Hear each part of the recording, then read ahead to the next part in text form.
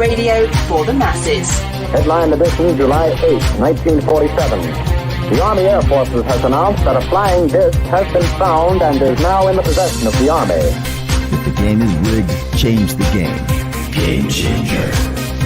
I occasionally think how quickly our differences worldwide would vanish if we were facing an alien threat from outside this world. This is Fade to Black with your host, Jimmy Church, on the Game Changer Radio Network. Welcome, Fade to Black. I'm your host, Jimmy Church. What a great show we've got going on tonight. It is Tuesday, March 7th, 2023. And tonight, my guests are Oeming and Soma. That's right, Michael Oeming and Taki Soma. Join us. We're going to be talking about, amongst other things, the release of Project Blue Book. I showed everybody this last night. There it is right there. We'll talk about that tonight and more on that in just a bit. But these two, I call them the team, two of the great, most respected comic book artists. I'm saying comic, I should just say artist in the world. And with Michael, he was the executive producer on the Powers TV series from Sony, PlayStation, ran for 2 seasons. But it goes beyond that. He has written and drawn for Thor, Ragnarok, Red Sonja, Batman, Superman, Dick Tracy. I think I'm in Dick Tracy, actually. And also the Victories, the Mice Templar, and Takio, United States of Murder, Inc., and many others. And Taki is a Hugo Award-nominated artist, writer, and she's a colorist. And she has also worked on Rapture, Synergy, The Victories, United States of Murder, Inc., Bitch Planet, Dick Tracy, Iron Man, and others. And both of them, we're talking about working with publishers like Image, IDW, Marvel, Dark Horse, Jinx World, Avery Hill. These two are amazing, and it's an honor to call them friends and to have them back on Fade to Black. Michael Oeming and Taki Soma. What's going on, guys? Oh, it's going. We're Hey, excited to be here. Thanks for having us. Yeah, thanks. That introduction is pretty wild. Yeah. You know, see, hearing this, and most of the audience knows you because of Fade to Black, and everybody reads comics and they know who you guys are. But it's another thing to hear your voices, right? We can see your work, right? We can read, we can and appreciate it, but it's a whole nother thing to have you on the show and have a conversation. So welcome back, and for everybody out there that is watching right now, when the show intros and you see Fade to Black right there, and right next to that is some artwork, and that artwork is created by Michael Oeming. And if you look really close, you can see his signature. It's right there. He wanted to make sure that forever that his name was on my stuff. And all of, you know what? I don't even use my picture in social media.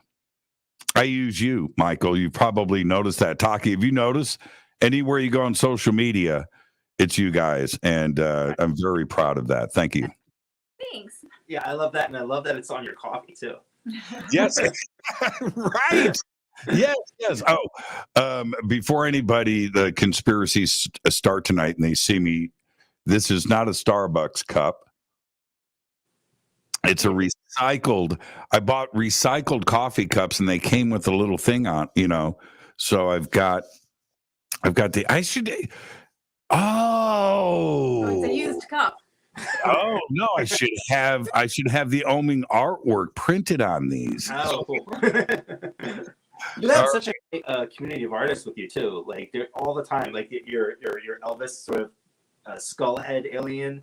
I love that piece. And then you've got quite a few other really great artists who are constantly doing stuff for you. And it's been that way over the years. Now suddenly, and I don't know why, but I've got popping in your audio, and I'm hearing it over here. I'm going to go Okay. And look at the chat room. Is that coming through the stream? Okay, talk to me again, Michael. Who? Okay, here's the question. I've asked you guys this privately, joking around. Who's the better artist? Oh, definitely Taki. Michael. I'm just copying from her all the time. Nope, definitely Michael. We make a good team. Yeah. The thing is, I remember Taki sent me some of her artwork years ago, and I went, "What? She's better than Michael."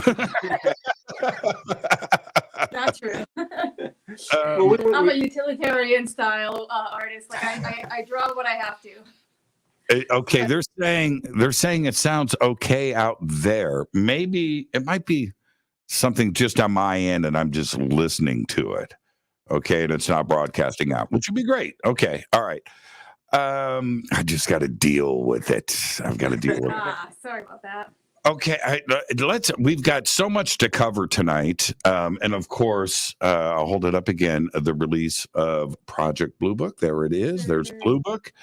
And when I got this sent to me and I opened it up, I was like, "It's not, is it?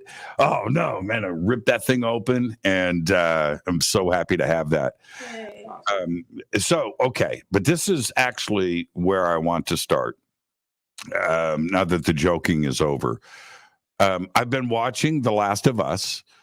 And a couple of weeks ago, I'm doing my Last of Us routine Sunday night. Got my food, comfortable, ready to go. Fire up the TV, and I'm going.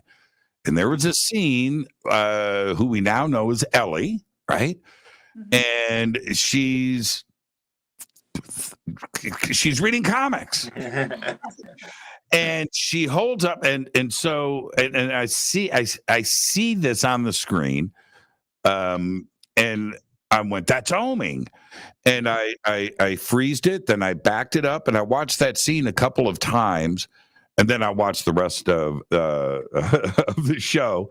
But I meant to call you that night, and the next morning I didn't have to call you because I saw the tweets and social media going out about that scene of you. So explain how did that? What explain? Sure. So very briefly in the show, you'll see Ellie find these comic books called Savage Starlight. That's an homage to the game, to the original game Last for Us, where you're running around and you're looking for stuff. Some of the collectibles you can get in these games are these series of comic books, and I did about 10 covers for it. For this comic book that takes place within the universe of The Last of Us. This is way back in 2014, I think I did these. It was before the game came out, so I didn't even know that it was going to be this incredible game. I mean, the game is really amazing. It's the first game where the story truly sucked me in. I didn't even play it. Taki is really more of the gamer than I am. So she's playing it, and I'm watching it to wait for my artwork to show up. But I'm being pulled into the story. Like what you see on the screen, like the video game is that compelling. And I'm like, what happens next? I even forgot that my art was going to be in there. And then, bam, there it was. And that was really fun. Yeah. But then that night of the video games, we didn't know that they were going to use it in the show. Yeah. Mm-hmm. So we suddenly just got a bunch of texts, and we were just as surprised as you, when we saw that stuff. So I was super happy. So that's kind of. Did you, is it a meme now? Did you preserve it? Did you record it? No, we didn't record it or anything, but it's neat. There's screenshots floating around out there that we can grab. So man, you shoot that on with your cell phone is what you do, man. You just on the screen and just grab. Well, that was great. I mean, people loved it so much. I probably got like 3 or 4 different texts that night with just people taking pictures off of the screen with it. Okay, they're saying, the popping is coming through, the crackling's coming through. And it's only when you guys are speaking. So, you know what? This is what I'm going to do. I'm going to ramble. I want you guys to sign out and sign back in, okay? And I'll just ramble. I'll stay right here, and I'll wait for you guys to come back. It's popping a little bit. So what had the scene? I don't want to give away any spoilers or anything when it comes to The Last of Us. I'm not going to do that. It's too excellent of a show. And the other part for me, when it comes to The Last of Us, is how emotional it is. And I have been getting email from a lot of you out there and in social media too, saying that you've got to play the video game. If you understand how powerful the show is, that the video game is just as compelling and just as emotional. And so now, but I'm a PC gamer. So The Last of Us is a PlayStation game. It is getting ready to get released on Steam and PC. And I'm going to jump right into it and start watching it. What is crazy is, for me, Ellie's character, and no spoilers here, her character is powerful. She is such as a character, the role that she plays in this is so strong that all of the scenes with her, the series is about her. I'm right there, and I am a part of this series. And so here I am, just absorbing every second of The Last of Us, and I caught that. Okay, let's see if we got your audio fixed. Are we better now? Yes. Yay! No more popping or locking. Here's the thing. I don't freak out anymore. No, I don't freak out anymore. It's just like, just go with it, man. But yeah, and so you've done a lot of your stuff has gone from, and in this case, directly to the big screen. And when it's as big as The Last of Us, which is probably the #1 TV series on right now, right? It's got to make you feel good, but to have other stuff go from page to screen, how do you make that transition? Like, for instance, with Powers? Just a lot of hoping. There's so much of that stuff is out of your control. Yeah, to get to that place. While Powers was a show that happened, it was optioned way back in like 2001, 2002, something like that. So we had quite a long journey before we actually got it to screen. And I've had other projects that have been optioned as well, and either those options will run out and never get into production.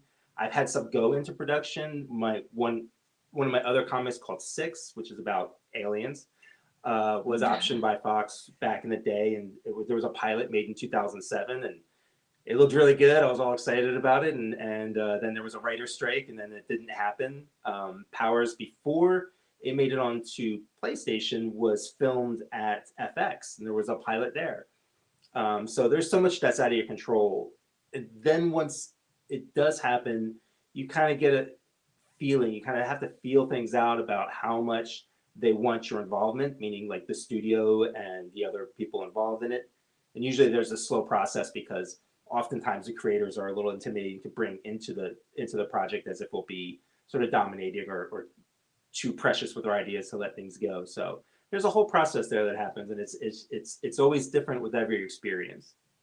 I want to, I know we've discussed this before, but just, I want to do this at the beginning of the show. And it's how you and I met. And everybody, one day, I just get this email from Michael Oeming, and I open it up, and hey, Jimmy, it's Michael Oeming. I'm a big fan, and I just wanted to say hello. And I wrote Michael back. I think my exact words were bullshit, right? Yeah. And I said, prove it. And then it was like an hour later, you sent me a drawing of myself. And I went, it is you. I'm a fan. I'm a fan of yours. And to have that introduction happen, and of course, but that's how it all unfolded. And that didn't happen or wouldn't have happened if you weren't a fan of late night talk radio. Sure. And your journey into conspiracies and UFOs. and I was just in the way, right? And you started, and Not in the way, not at all. Yeah. You enriched it. yeah. But it's been your life, hasn't it? And I'm going to get to Taki in just a second, but this is what you do, isn't it? Sure. I mean, I've been interested in this topic all of my life. I was an old school Art Bell fan. The subject matter always kept me interested in, and you can see in my work. You know, I would often write it into my comics. The series, The Victories. I think I was working on that when I got in contact with you, and that's about like superheroes mixed with modern day conspiracies and sort of ancient alien lore, and using all that really fertile ground as ideas for fiction comics. You know, and listening to your show was great because a lot of that, you know, the heyday of the Art Bell stuff had petered out kind of long before that. And I couldn't really come across anybody else who had a magic that was, you know, comparable. And you had your own thing. And when I was listening to you, when I found you, I was just hooked immediately. And that's why I reached out to you. I do that quite often when I find somebody whose work I find interesting, whether they're in comics or they're a musician or they're an archaeologist or they're a journalist or whatever. If I can reach out and I can appreciate what they're doing, I'll just let them know, like, I'm a fan and, you know, I like what you do. And sometimes that turns into what we have now, which is like this friendship. I love listening to your show just objectively, but I also like listening because, you know, we've become pals over the years, and it's really special. I love it. Yeah. And so, Taki, were you into this before you met Michael? I definitely was into it. I grew up hoping and praying that I will see a UFO or Bigfoot, ghosts, anything paranormal. I was totally into. By the time I met Michael, though, I just was so disappointed, you know, that I haven't like encountered anything. Even my brother had a UFO encounter that, you know, as when we were children, and I'm like, I haven't seen anything. Yeah. But I really, really, really, really want to believe. And then like Michael just kind of roped me back in, and we would listen to your show while we work, and, you know, whole bunch of like just podcasts and anything. Especially like, you know, anything paranormal we'll just listen to, you know, just. Yeah, comics are long hours, so we have a lot of time to listen. Mm-hmm. Yeah, and now the popping is back. It might be cycling your router. Okay, let's see if it goes away in the cycle. If not, we know how to fix it. Yeah, we'll take another break. And we'll take a lot of breaks tonight, apparently. But Taki, was your content, was your artwork conspiracy related, or did you do other stuff before Michael? Oh, I do actually have stories that's paranormal stuff, but I don't have it published yet. No, no. The question is, before you met Michael, were you doing? You know, you're doing your thing. Were you conspiracy minded before Michael? Yes, I think so. You know, I mean, yes, I mean, like I said, I've always wanted to believe. I've always kept my eyes open. I've always been open-minded about, you know, all of these things. So yeah. So when I found out Michael was totally into it, I wasn't like, oh, come on. Yeah, exactly. You know, you gotta go to the other room. You know, no, I was like, oh, okay, well, here's where I'm at, and I want to believe. So show me what you know. So. Okay, let's go ahead and take a quick break. I'm going to pull you guys back out. Just sign back in, and I'll keep rambling. I'll wait for you guys to come back. And okay. It's okay, yeah, not a big deal. Not a big deal, everybody. The the issue of Blue Book, and this is issue number 1. So when we are talking about the level of what these two do, it's the best. It's the best. And so when you're doing stuff like Thor and you're doing Superman and Dick Tracy, that level of artwork, there is a community out there. We've all heard of Comic-Con, where to be a comic artist today, you have to bring your A game. Okay, let's see. Are you guys back? Yeah. See, now it's fixed. It's the NSA is tapping in. It's the NSA. It's the NSA.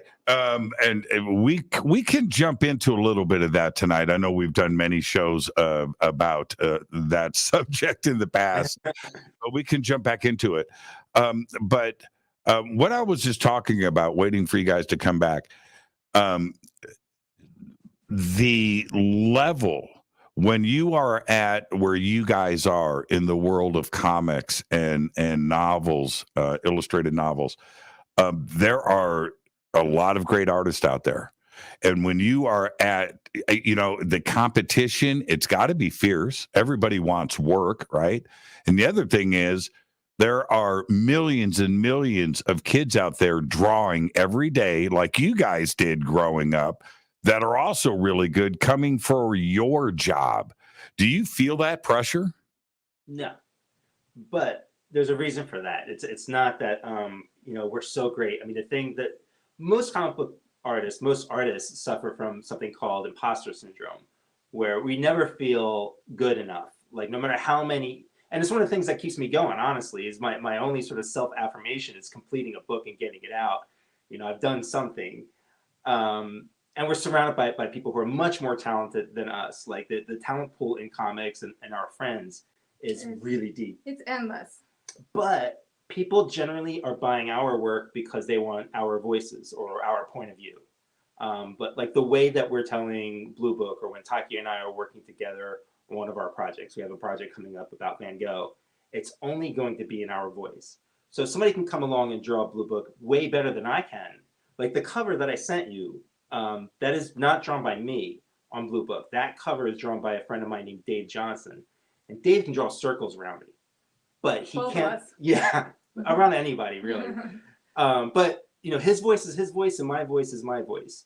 If I was working at, say, strictly for Marvel Comics or DC Comics, and my thing or Taki's thing was, let's get on the next issue of Iron Man, let's get on the next issue of Superman, then that sort of competition you're talking about comes in. But we're lucky. Kind of like you, we've carved a niche where people they're buying our thing for us and for our voices. So it's both challenging and helpful that way. Yeah, and competition, it's something that you can't really control anyway.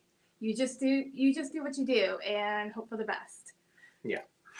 And because you draw and so many different characters, right? Different stories, completely different.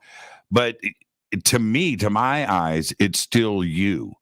Do you do, this goes to both of you. I want to hear from both of you on this. Do you change stylistically a little bit, or are you're just Michael, you're just Taki, and you're not changing things, or is it just subtle and only you know the difference?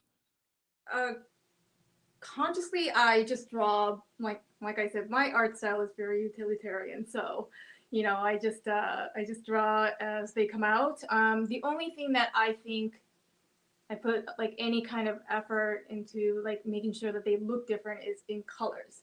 I have a certain style that I apply to like certain titles, but outside of that, the actual drawing, they just come out the way they do. And both Taki and I, like neither of us are the kind of artists who draw. I wouldn't call us great draftsmen. We're great storytellers. We're much better in storytelling. Like the use of expression. I'm very proud of like the way I can be expressive with characters, which is why I think like Betty and Barney Hill's story worked so well for me, because it was all sort of face acting and body language. the way that I draw them isn't particularly beautiful. It's the expressions that I'm able to give them, and it's the same thing with Taki. And her colors, she's figured out how to tell stories like a cinematographer. She can tell stories just in tones of coolness and warmth and greed and blues and greens that tell you something about the characters and the stories that's being told. Do you mess with color at all, or do you just rest in the comfort knowing that you've got Taki to save the day? I mean, that's what's great about our relationship, is we can lean on each other for that kind of stuff. I don't enjoy color. I'm much better with black and white, or just a blue tone, like in a blue book was a lot easier. But there's so much of what we do leans on each other. Our ability to tell better stories. My writing, like she's been like a heavy editor for me for a lot of stuff because she helps give me perspective. Because you write for yourself, whether you're writing the news programs or you're writing what you're going to say about somebody. I've heard you've written out sort of theses about different theories and stuff. And you can get locked into what you're writing and you can get tunnel vision. And so working with Taki, she's able to give me a fresh perspective on stuff. And when she's drawing stuff, she asks me, does this look funny? Or does this read clearly to you? We're never really looking for affirmation so much as direction. And a big part of that comes from being able to put our ego aside when it comes to the art and creativity, because we just want the best product at the end of the day. Okay, and the popping just came back. So I'm going to pull you guys out. I know this is a drag. I'm so sorry. I'll keep rambling. Don't worry about it. And what I'm going to jump into next, and I'm going to keep the audio as clean as possible tonight. We're going to be talking about UFOs and conspiracies all night tonight. But there's another thing that I want to address really quick before we get into UFOs and where we are today. And that is a perspective. Now, when you brought up perspective earlier, Michael, you were talking about the writing, but there is also the artistic part of perspective where the ability to get a shot, a weird angle that it's impossible to do in nature, right? But you can do that in comics, and that is something that you are really great at. And I think of films like The Matrix, for example. I really thought that was very comic-y. Is that a word? Is that a word? Absolutely. It is now. No. And you're right. Like a lot of The Matrix was envisioned by a comic book artist, and I'm so sorry, I'm forgetting his name. I'm sure somebody on Twitter can tell you, but most of the visuals, the storyboarding, and imagining the scenes was created by a comic book artist that they hired. And so is that all from your mind where you want to do that crazy? I'll give you an example. It involves me. All right. So you gave me a couple of pages in something. His powers. Yeah.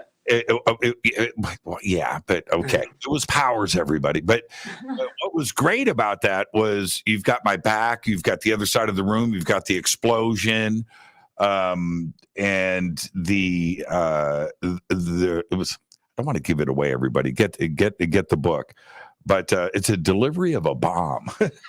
Oh, yeah. But it was about changing the perspectives and getting the depth of field. Is that just going through your mind? Are you consciously attempting those impossible angles?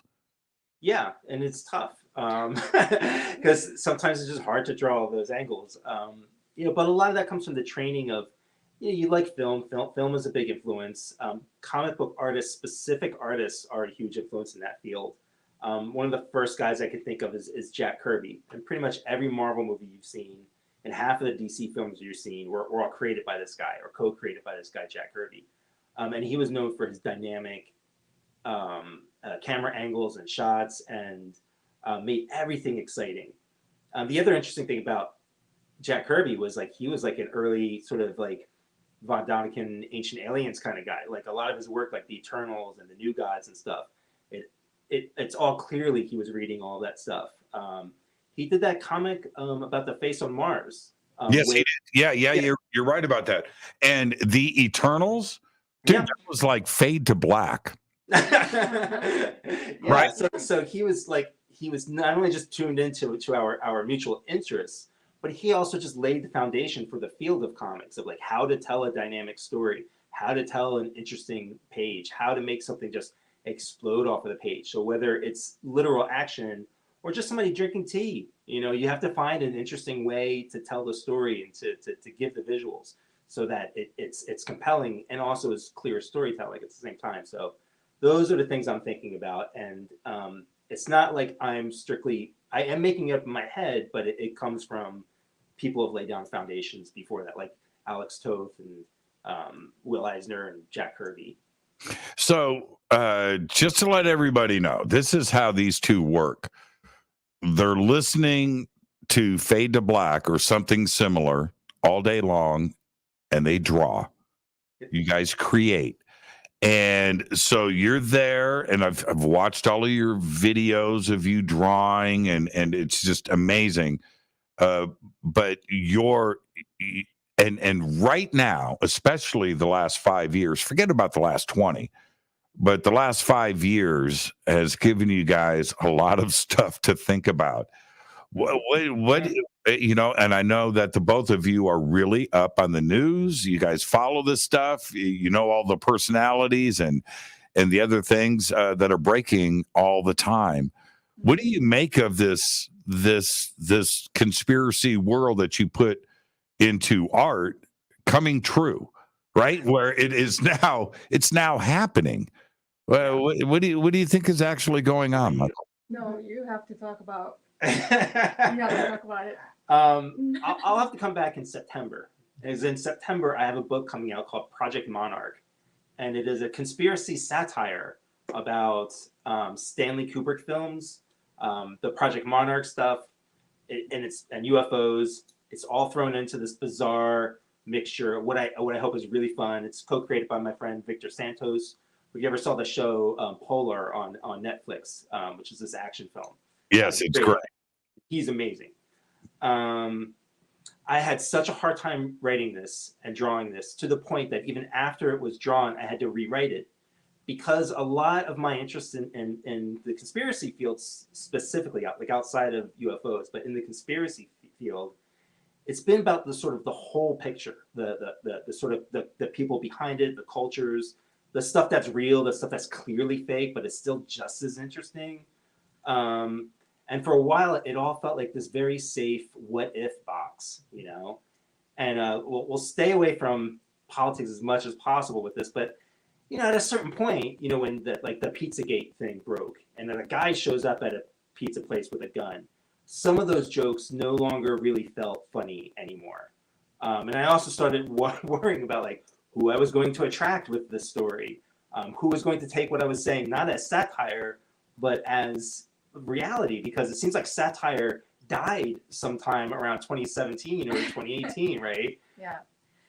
To the point where he actually was going to spell it differently. Yeah. Yeah, I didn't even want Monarch to be spelled CH, and I was going to go K. But then that also gets conspiratorial in itself, because I think K has some sort of special magic number, it's like the 11th letter or something like that, and that's why Aleister Crowley used K for magic instead of CK, and then that scared me, and I was like, I don't want to track that either. And it just the conspiracy stuff it got weird, man. It just got really weird.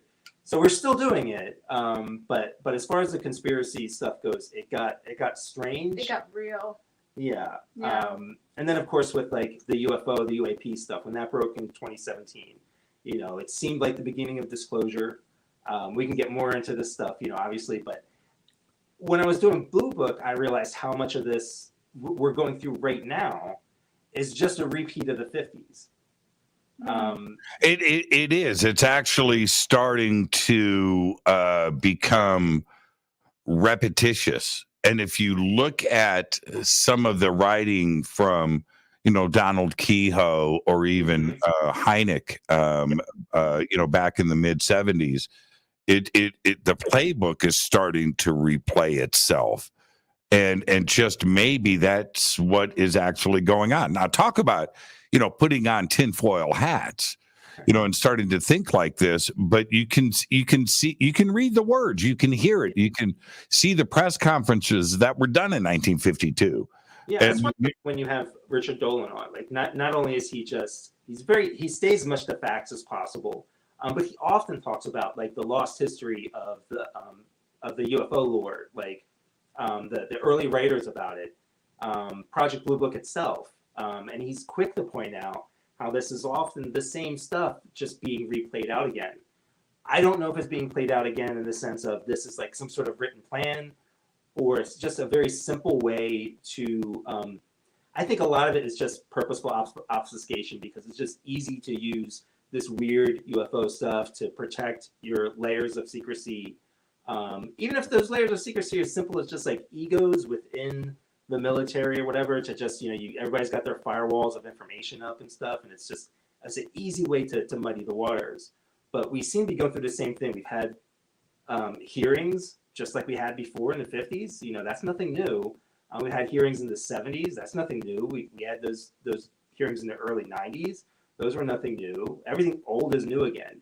Like the government will come out and say, originally it was a balloon, right? The down in Roswell, the first thing they said was, we have something unearthly.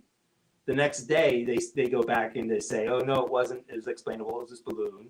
Then they'll come out with other reports saying that these things are, are anomalous. We don't really know who they are or where they're from. And then they'll have these explanations. And that was all in the 60s and 50s, 60s, and 70s. And that's happening right now, too. Yeah, the exact same steps. Right. And that, it's and that's why whenever there's new information that comes out, I don't get overly excited. I put it just into like a file of information. Mm-hmm. You just got to wait it out, see what happens with this thing, You guys stay right there. I'm gonna do a test. I'm gonna do this and bring them back in. Okay, keep talking. And like, the popping. Balloon. We've got popping of balloons happening here. So I'm gonna put you guys. You guys just, this is, we're going to, it's okay. It's okay. And here's the other thing though. With their work, you can see an ebb and flow of their subject matter, because they are so entrenched in our community and the headlines and everything else. They are right there with it, and I see it in their work. One of the things that and I've talked to Michael about this before, and we'll do it in just a second, that one of the things that has been missing in the last 2, 3, 4 years with ODNI and the reports that have come out is the abduction phenomenon. And with Blue Book, as you got, I know that you're familiar with Betty and Barney Hill, but as you get into their story as deep as you did, don't you think that that's a voice that isn't being heard by Washington, D.C. and the DOD right now, is the abduction phenomenon? Yeah, I mean, it would be hard to tackle though, because there's less proof that can go along with that than there is even in this already enigmatic field of spotting UAPs and UFOs and anomalies. Like, I wouldn't even know where you could really begin with that. And the abduction phenomenon is really, really interesting to me because the way it's changed over the years, and specifically what we know about, first of all, let me say, mostly when I hear people tell these stories, I'm willing to believe what they're saying. So I think a lot of this might also be that we're in some vague consciousness-driven universe, because a lot of the stories don't make sort of a continuous sense when you look at them over a long period of time. We had all of these stories about people being abducted because of genetic reasons, that the Greys needed to replenish their genetic materials and stuff, so they had to come down and take bits and parts of us and stuff. But this isn't the 1980s anymore. If I need your DNA, I don't need to put a hood over you and pull you into my trunk of a van and take scoop marks out or take your blood or any of this stuff. Just go into your home when you're not there and grab your comb or your pillow. You don't need to invasively kidnap somebody to get their DNA. So, and again, that's not to say like people who've been through these that I disbelieve them. It's just I don't think it is what we think it is. Wow, that's such a great point. That is such a great point. Wow, that is strong. I mean, I spend a lot of time thinking about it, just like you. And one of the tough parts is when you've been in this field for so long, you've listened to your stories, to what's going on in our conversations. You have to kind of get outside of it sometimes to see something different, And again, I don't mean to say that like somebody like Whitley Strieber didn't experience what he experienced. And I think Whitley's actually with me. If you talk to him, like the more that he's gone on, the more he's looked at this phenomenon, and he's looked at it as like there's something larger going on that's more consciousness driven. And it seems like everybody, the longer that they're in this field, this is where they end up going. They end up going from nuts and bolts stuff to the pan-dimensional spirit elves or whatever. Right. And I think it all like a lot of my theories sound very fence city because I'm like not really fully in on stuff. But my weirdest idea is that we just live in a universe so strange, so weird that even the things that we think are weird here don't even come close to the way the universe functions. That we are in some sort of consciousness-driven universe where time isn't linear and all of that crazy stuff. This could all be some sort of weird consequences of our own consciousness that make this stuff happen because it's so inconsistent, but yet so real to people who've experienced it. And here's the fascinating part about that is that we as Homo sapiens are able to ponder this, right? Because there was at one point in human evolution that we thought the same as monkeys or dogs or zebras. Yeah. We didn't think about the size of the universe or what an atom is, right? Or no, we didn't. But we have evolved, right? And our brains have evolved. And now we are able to sit and have a conversation about extra dimensional, consciousness processes. That's insane to me. But if there's an advanced civilization coming here, we can't think like them yet. We haven't, you know what I mean? We need to continue to advance because right now we don't understand it. And maybe we're just not supposed to right now. Yeah. I don't think we're capable of understanding. I think you are, Taki. No, Taki, you're capable. I don't know about Mike. She does have some really great ideas about this stuff. I think about this stuff all the time. She has existential dread. All the time. I think about all the stuff all the time. Like Michael was just asking me last night, like, what kind of aliens? What is your favorite alien theory that you hope is true? And I'm like, well, give me examples of like alien theories. Like, what do you mean? And he was like, if they're interdimensional, if they're from another planet, or what was the third one? Pan-dimensional, just from another planet or outside of the solar system, or us from the future. Oh, us from the future. And I'm like, well, I don't think it's us from the future, but interdimensional or like pan-dimensional or whatever. I mean, if they're from another galaxy, then it is a different plane of existence, right? Because the like you're talking light years. Once you're talking about light years, you're talking about time travel, really. Right. So, yeah, they're from a different dimension. Yeah, that's a good point. And you guys need to back out and come right back. And I will just keep rambling. We know now it takes about 10 seconds to reset. But here's the fascinating part about that is if there is an existence out there that's smarter than us, and of which there are probably trillions, maybe infinite, that we just have trouble seeing. We're not meant to see. We're not meant to hear.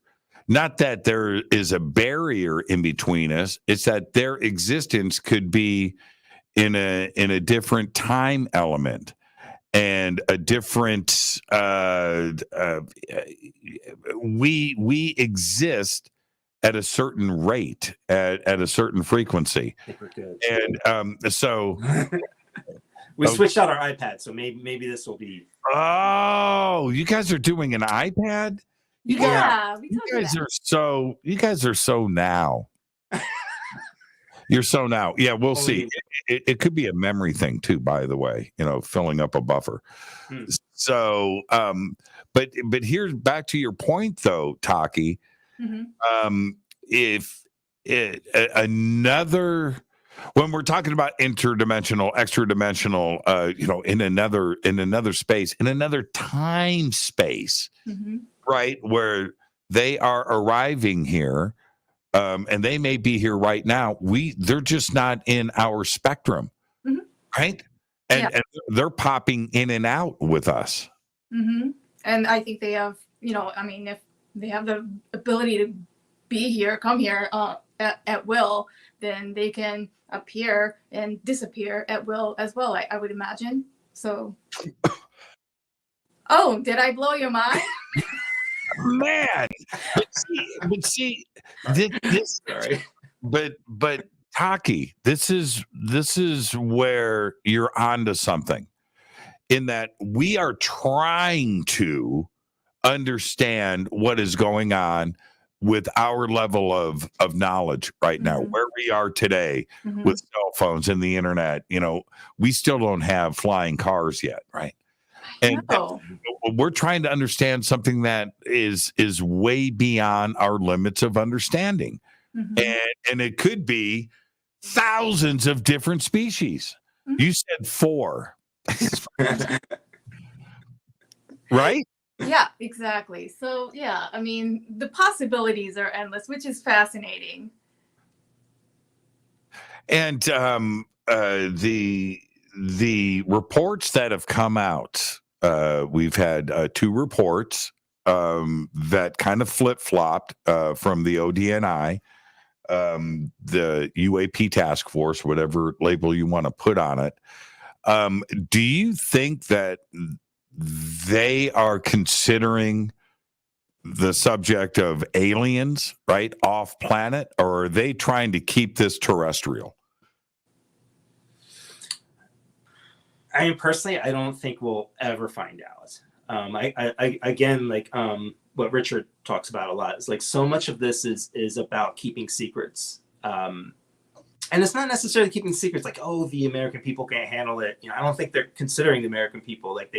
They have an infrastructure built on secrecy in the Air Force and NSA and all these different organizations. And going way back to 9/11, one of the failings of that was just that lack of communication.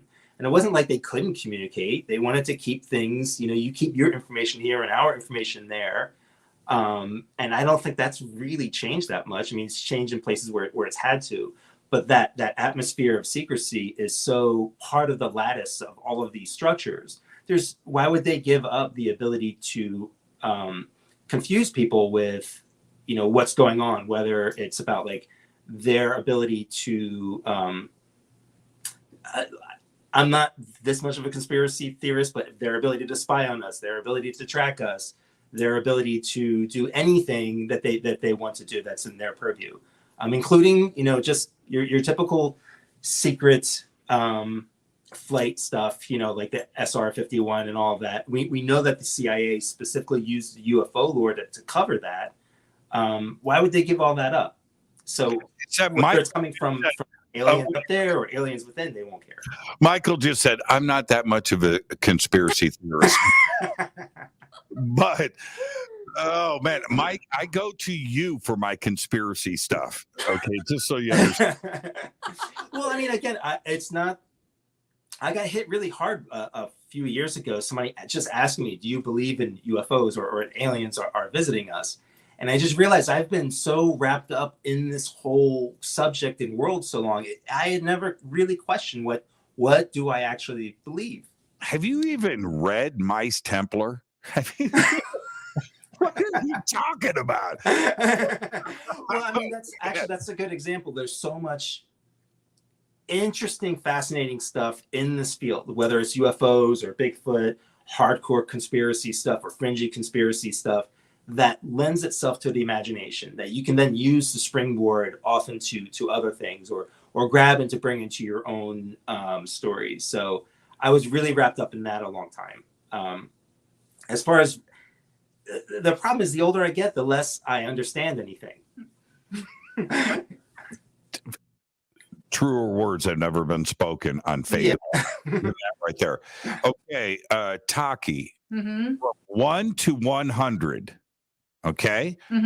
Don't give me a long answer. I just want a number from 1 to 100. 1 being aliens have never visited our planet, to 100, they are definitely here. What number? 97. 97. Michael, same question to you. I mean, technically it's 100. You know, I mean, we know, like, you know, well, I guess we don't know, but like the panspermia idea that there's been, you know, micro stuff. I said I don't want a long answer. I just want a number. Just want a number. You're going with 100, right? I'll go 50. 50? Oh my God. Have you even read Mice Templar? Honestly, I just like my one of the things that keeps me so open-minded is that I just don't know. Right. So like even that, like, this could all be some sort of weird spiritual thing for all I know. Just as equally as it could be a nuts and bolts thing or a consciousness-driven thing. Yep. Because none of it really makes sense. None of it really lines up in a way that like just look at the way UFOs have been reported over time. It always matches the time period in which it's reported. So like during the 1800s, you had the airship flap, which was, you know, literally the same stories. A hot air balloon with dudes in suits who didn't look human, wearing fake beards, telling people that they're from Venus or something. And they take them on this magical ride and then return them. Right? Just like the fairies and stuff. You're right. You go back to the Renaissance. You go back to Rome, you know, flying chariots. Right? When was the last time you heard a UFO report where there was landing pads that left marks in the ground? Things go in cycles. So that's not to say that this isn't happening. It's just right. There's something weird going on that's much weirder than aliens even. Okay. And I'm going to circle back. I actually need to write a note so I can circle back to this point that you just made, because we're going to argue about this tonight. I've lost my pen. Okay. Somebody put in. It must be supernatural. Yeah, there you go. Thank you. And I will say, whenever I lose something, I do blame the supernatural. Like, I'm often thinking you, Taki. Thank you. You're welcome. That was awesome. But here's why I think they can't tell the truth. Taki, have you ever been caught in a lie? All the time, every day, right now. Right. What's going on? Yeah, exactly. What do you know? You can't lie and get away with it, right? Right. So let's say that we go with the narrative that's going on right now. All right. And then ET shows up. And the government's not expecting that. They're too busy lying, and you know, the ability to prove that they're lying hasn't existed. But ET shows up, you know, and you've got you know, Tucker Carlson goes up with the microphone, right? He goes, "So, how long have you? Is this your first time here?" Right? And I go, "Oh no, we've been advising governments, and including all the way up to Joe Biden, since Emperor Claudius in Rome, right? We've always been here." And then now you will get caught in the lie. You cannot take money out of your mom's purse and think you're getting away with it. You will get caught. And I think that's the situation that the government is finding themselves in right now, that we are seeing things, technology is there, and eventually something is going to happen and they're going to get caught.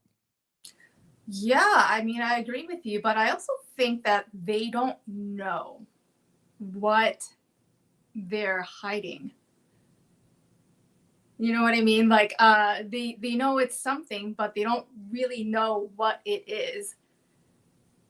In what respect? Because Tim Burchett just told Newsweek. I did this today on my news. If you guys caught it, did you guys listen to Fade to Black News today? Tim Burchett just told Newsweek, we've got an alien craft and we're backwards engineering it right now. We don't understand the craft, but we do have one. That's a pretty bold statement, and it kind of goes along with what you're saying, Taki. Right? They know they have it, but they don't understand it. Yeah. I mean, I didn't hear what you reported, but essentially so it's not really a lie. If you don't really know what it is, you can't just let people know this thing that you don't understand is here, and you're like, here it is. Yeah, I mean, sort of in their defense, I mean, that's kind of a good answer, or their way out, really, is like they could say, yes, we've had these machines or we've had this contact, but it is so strange that we had no way. How could we tell the public about this if we couldn't explain it? If we couldn't really tell people what it was, especially if it's like super weird. Some of the stories you hear about, like between the anti-gravity stuff and transdimensional stuff, like some of the stories get really weird, especially the way they get into people's minds and like the fear that this could somehow be out there in the world. And why aren't you protecting us now? And like this, the fallout of questions that could come out of them saying, not only do we know about it, but we also don't know what it is. Like, then maybe you get like people, going crazy. I don't think that that people would lose their minds over the fact that Earth may have been being visited by aliens. Mm-hmm. I think if you told them that they're here, we don't know what they're doing, and they're infiltrating our lives. Yeah, and they've always been here, and there's nothing we can do about it. That maybe that's irresponsible to even say out loud. I don't know. Well, and what if ET says, well, okay, actually, Obama was a reptilian? I'm sure it wouldn't change people's minds politically. Even that wouldn't change anybody's mind. Everybody's just in their lane, man. Right. Do you feel, though, what's your opinion from both of you? I'll start with Michael. Do you think that they're trying to tell us something? I'm talking about the Department of Defense and Washington, D.C.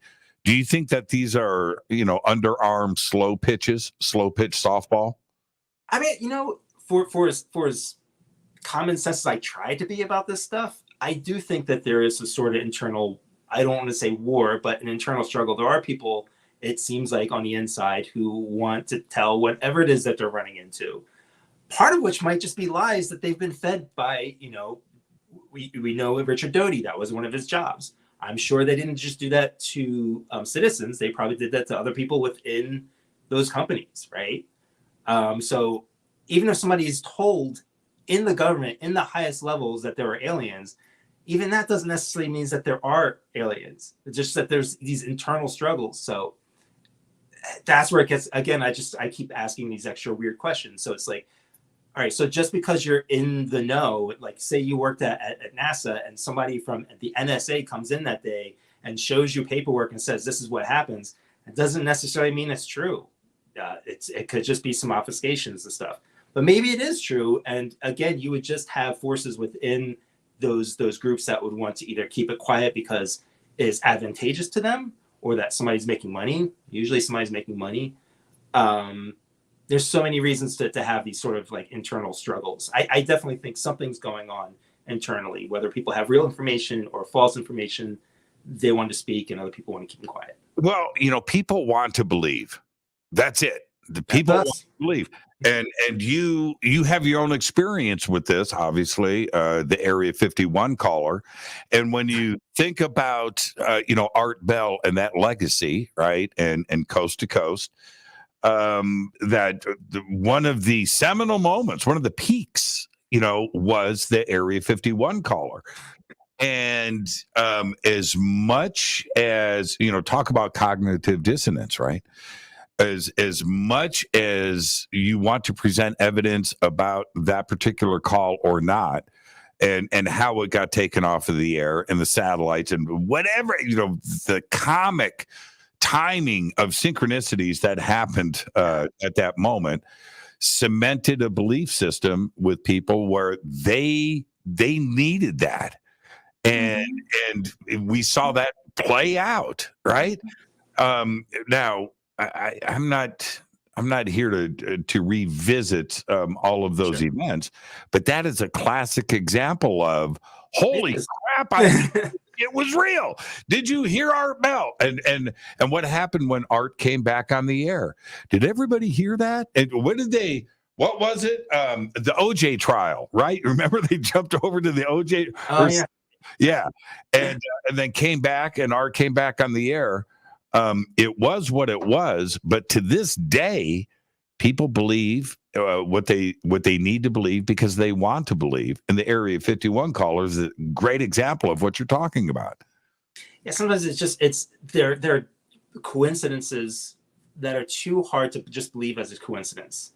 And some people believe that there are no coincidences, so it becomes a sort of circular thing. That in itself is so bizarre. Like you can't explain these bizarre coincidences. If we can't even explain that, then how are we going to explain like interdimensional aliens coming here, and whatever, means? We don't know anything. We're just kind of flailing about, and we're just existing, and like we're just like, what's going on? Yeah, and people are going to believe what they want to believe regardless. Now, if you're at 50 on the 1 to 100 scale, Michael, have you even read Mice Templar? That tells me that you haven't had your own sighting or contact experience. I have not. Now I have good friends and loved ones who have. One of the reasons why I love this whole field was my mother and my aunt had a sighting. It's very brief, so I can tell you without it being too boring. My aunt is blind, or legally blind. She could barely see anything. And one night when my mom and my aunt were walking back home from a bingo night, so this is like in the 70s or whatever, my mom sees a classic triangular shape in the sky. And they had been married to military people, helicopter pilots and stuff. So I wouldn't say that they knew all their planes, but they knew that this wasn't a plane. And what my aunt said was my mother's voice shaking the way that it did. She couldn't see it because she's legally blind, but she knew that what my mother was seeing was something that was not an airplane. Don't know exactly how it ended, like where it flew away fast, or I don't remember the stories exactly. But that story is what got me really interested. And other people that I know and trusted have had real sightings and experiences. You've had one. I trust you. I know other people have had real experiences. Taki's had a supernatural experience. I've had little teeny tiny experiences, but nothing that I can't write off. So I'm still waiting. And that's kind of why I'm 50-50. I know the moment that I see something real, I will change my tune. And that's fine because that's human. And that's where I'll end up. Michael and Taki are coming down to Cassaday Church, by the way, everybody. And we will cement that belief. Taki, have you seen anything? I know you mentioned your brother, and we can talk about that. But have you seen anything strange in the sky? In the sky, definitely not. I keep looking, and we keep getting these binoculars, and like we go sky watching all the time. And, we do actually see weird lights that make no sense, like movements and like blinkings and like the pulsing, and like even like what looks like a shooting star, but it's definitely not a shooting star. All of these things. But can I definitively say that it's, otherworldly or, a phenomena of some kind? Not necessarily. I see weird stuff, and that's all I know. So I can't really say that I've seen anything that definitively tell me that like I saw something. When you least expect it, that's all I can say. It's just like when you least expect it. And this interview is about you two, but I'll say this. I'm going to do this because I'm going to skip commercials tonight. We're not going to take a break. We're going to go straight through. So I'll take my commercial time to share this. When I was, I'm going to give you the short version of this, but when I was shopping for homes here in Palmdale, I'm staying at a hotel. I'm meeting my real estate agent, right? And so I'm staying at a hotel, and this particular night, I wanted to go.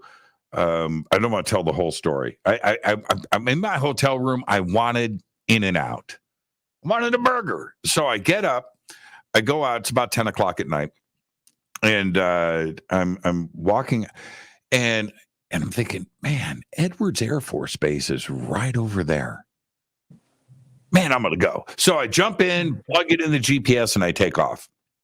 I pull up on the side of the road, and I get out, and I can see Edwards off in the distance. I mean, what I didn't know until the next day was that I was standing smack dab in the middle of the desert. There was nothing around me.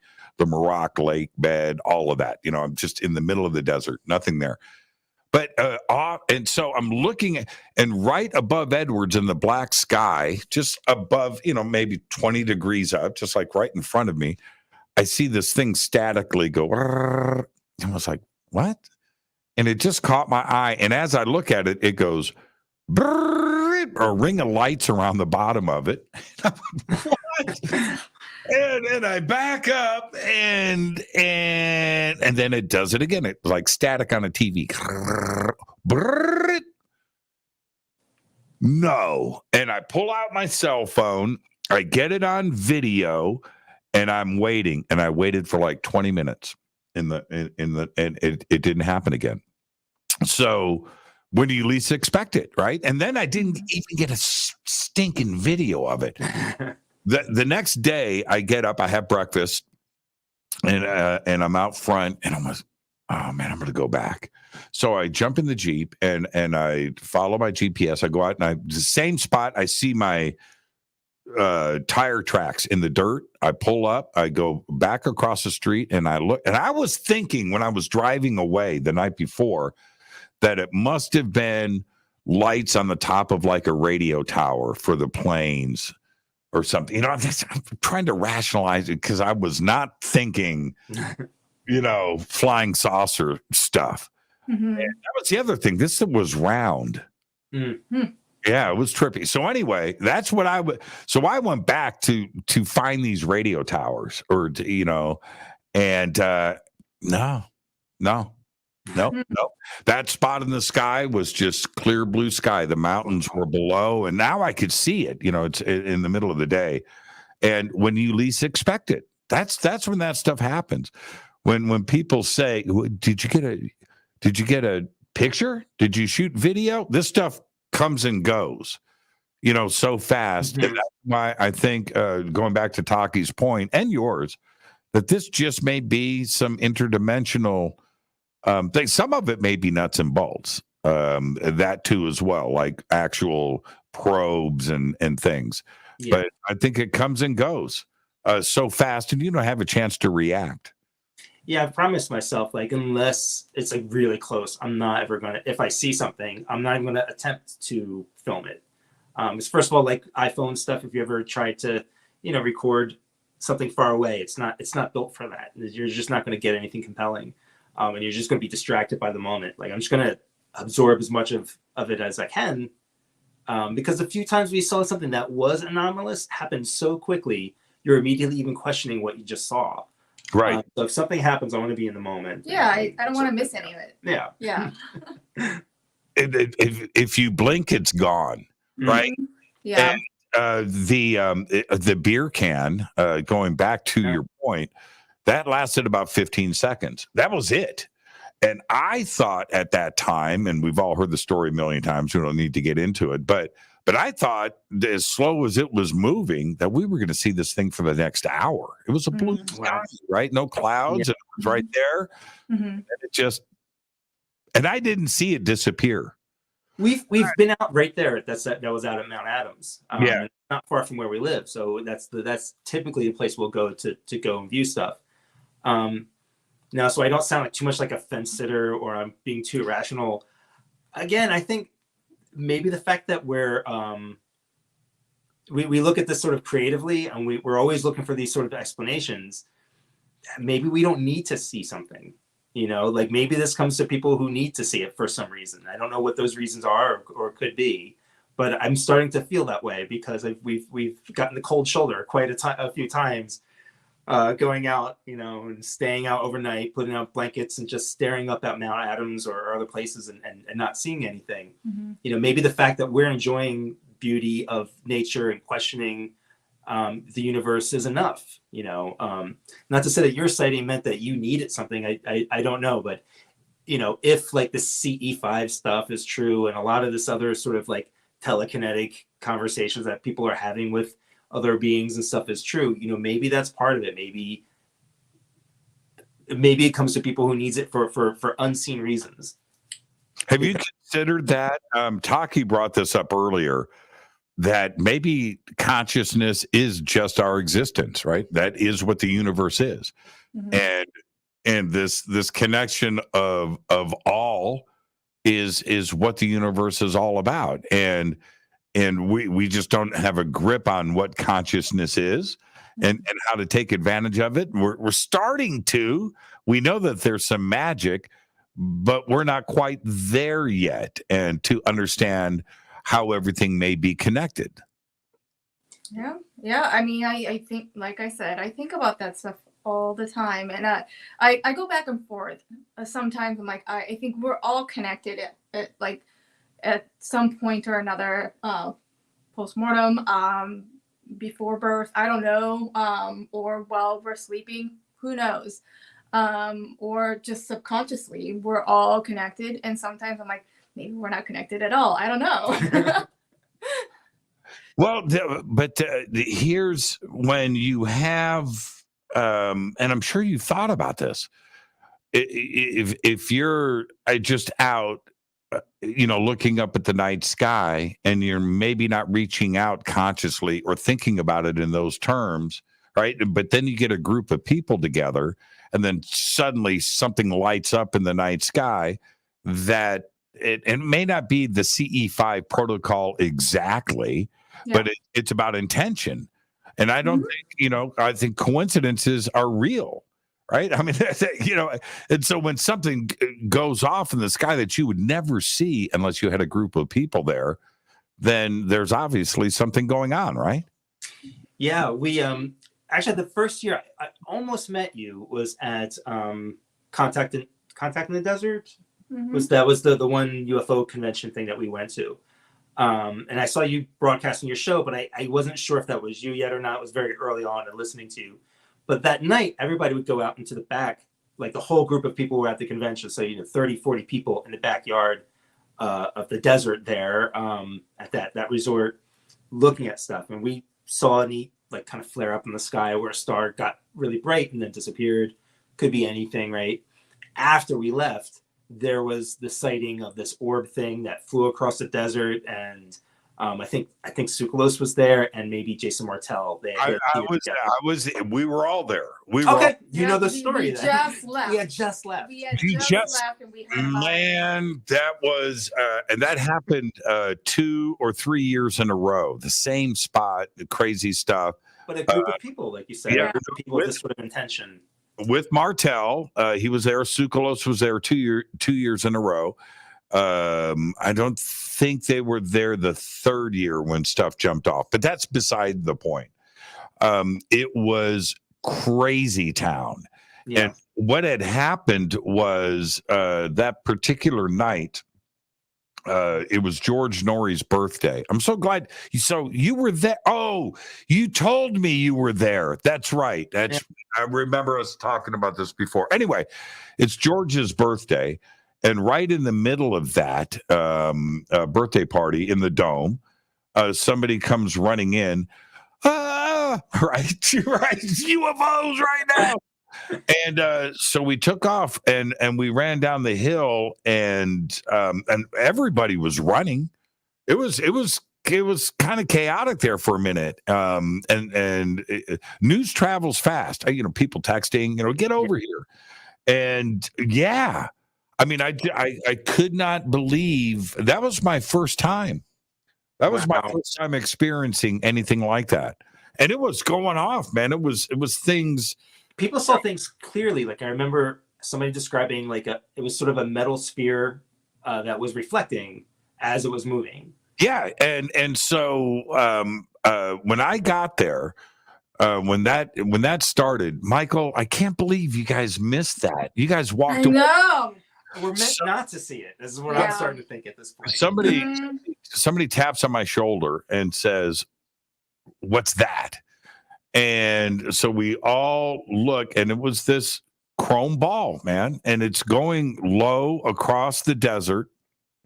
Everybody was facing whatever this direction. Okay, everybody's facing that way. So it was to my left, and it's going across. You could just see the silhouettes of the mountains, right? And it's like low going across the mountain. And you could see it was big and it was chrome, and people were pointing those giant, military lasers. Pointers, yeah. But I'm looking at it in the night vision, and I could see the lasers hitting this and sparkling. So definitely a solid object. It was a solid object. It was. What do you think it was? It lasted for about 5 minutes. So it went across and then turned up. It's going across to my left, and it turns up, and then it took like 5 minutes and went across the ground. And then turned up, and then like 5 minutes later, it was a star. It was just parked. All right, so not like a drone that would have disappeared over the ridge line. No, it went into the atmosphere. It was gone. It just went straight up, like 5 minutes, just going straight up, straight up, straight up, straight up, straight up, straight up. Then became a star, and then it went. Pew. See, that would change my tune a lot. Oh yeah, then I would be like, yeah, I definitely saw something that's not. When I look at the videos of that, and I can hear my voice because I'm shouting, and there was a little microphone there to talk on, and somebody had a microphone, and you can hear it in the videos that listen to my voice, man. It's mother, man. I was freaking, man. I was freaking out. Wow. Yeah, that's pretty cool. So what do you think? I mean, while it does seem like everything old is new again, there have been some new surprises. I mean, getting those videos that are like officially released from the Air Force. I think it was the Air Force. The Navy. What did you think when you saw those? I mean, they look really compelling to me. Like not. It didn't look like an accident of the camera. It didn't look like just a generic experimental thing to me. I think it's possible that some of those we didn't have a video of the East Coast stuff. The East Coast stuff started to sound a little bit like the balloons. The balloons were described as being transparent, round with a square shape inside of it. Now it was missing some of the other components that would have really matched it up to the balloons, but that was the object that some of the pilots said that they saw that seemed to zip like right by them. So maybe those were actual weather balloons, but like the FLIR and the Go Fast, they seemed a lot more compelling. So I'm wondering, like, if that's kind of the new evolution of this stuff, what do we think is going to happen?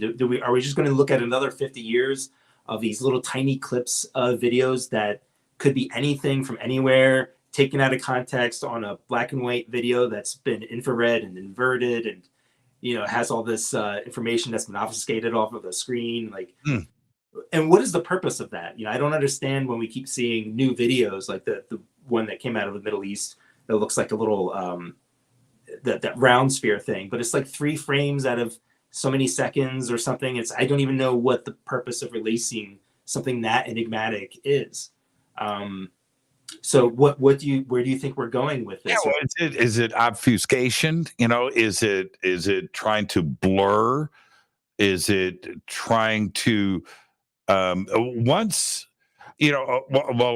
let me ask Taki real quick. Taki, when you saw those videos, Mm-hmm. your first reaction like, "Oh, this is real," or was it like, "Come on"? No, I was like, I don't even know what I'm looking at because and I was like, so is this from perspective of like a jet airplane? Is this from like, what's the background? What is it? And Mike's like, I don't know. I think they're clouds. And I'm like, oh, I thought we were looking at the ground. And like, none of that was even explained. So I'm just like, look at this video, look at this thing. And I'm like, but I don't even know what I'm looking at. So I can't even really have an opinion on it at all. Really. Like I just question like, what is it from? And like, from what angle and what are we looking at? Yeah. So while there's part of me that feels like, oh, this is compelling video that, the Navy caught, the other part of it just feels like some sort of weird psyop, and I wouldn't know why or what the purpose of that would be. But, it feels like what Richard Doty used to do, but, on a national level. Yeah. I am years ago, it's like 25, we're in 2023, so 30 years ago, I don't know 95, what year, how many years? It's about 26, 27 years ago. Okay. I'm doing my UFO thing. I'm posting on forums, I'm on Paranet or whatever. I'm on these different forums, post to post or whatever. And there was this conversation going on, and I jump in. I did a lot, and I said something then, which, knowing who I am now, I haven't changed much. But this is what I said, Michael. I said, with all of the cameras in the world, this is before cell phone cameras too, by the way. With all the cameras in the world, where is the one definitive shot of a UFO? I want to see rivets, right? Where is, I used the word, I said rivets, right? I said, where is that? Because if we believe where we are, and trust me, I believe we're being visited, right? But where's the picture? Because if these visitations are happening every single day here on this planet, there must be a traffic jam like the 405 out there of flying saucers flying to this planet. It's got to be bumper to bumper. So where is the definitive photograph? And here I am today with the sightings that I've had. Crazy stuff. Yeah. I haven't taken a picture. Right? So I'm like, I'm the paradox of myself. I mean, fair enough. I mean, and even like if there was a photograph that is convincing, it's not necessarily like an evidence. Yeah, unfortunately now, like a good photograph is almost anti-evidence, right? Like it's the last thing you need anymore is a photograph. And that's the other weird thing with these videos. Like maybe that's why they are being released by the Navy, is because they know that they don't really change anything. Right. And this is literally why we go out and just kind of look ourselves, because until I think we experience it ourselves, we're not gonna look at a photo and be like, yep, that's it, that's the evidence. I don't need to look any further. This is it, I think we want that experience for ourselves to, because it's, well, one, it's fun, and two, we want to believe. So, Right. Yeah. Well, you got to go all in, Taki. Yeah. You got to make yourself a tinfoil hat. Yeah. Right. I've got 7. Yeah. One Exactly. for every day of the week. You got to go out. You got to make a sign. We welcome you, and you've got to go out there and do a little dance and let them know that you're cool. Popping and locking. Yeah, I'm telling you. And what do you, if because I know who you two are now, but Taki, I'm going to ask you this first. If you do have that moment, right, where you see the beer can like I did, or do you change?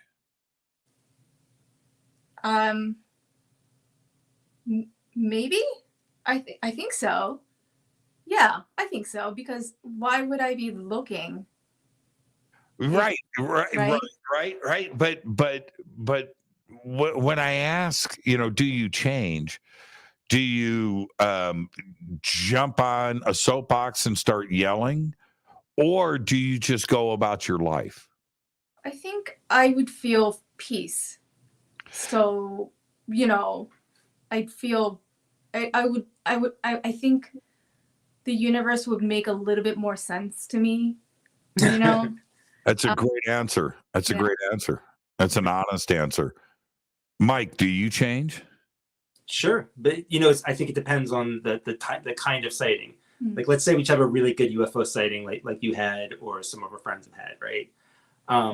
Then I would definitely just be more outspoken about it and be like, now I've had my personal experience. You can hear my voice, and you can hear, my recollection of what happened and the circumstances, and I can be as open as I possibly can to anybody to listen to the story and to try to make sense of it.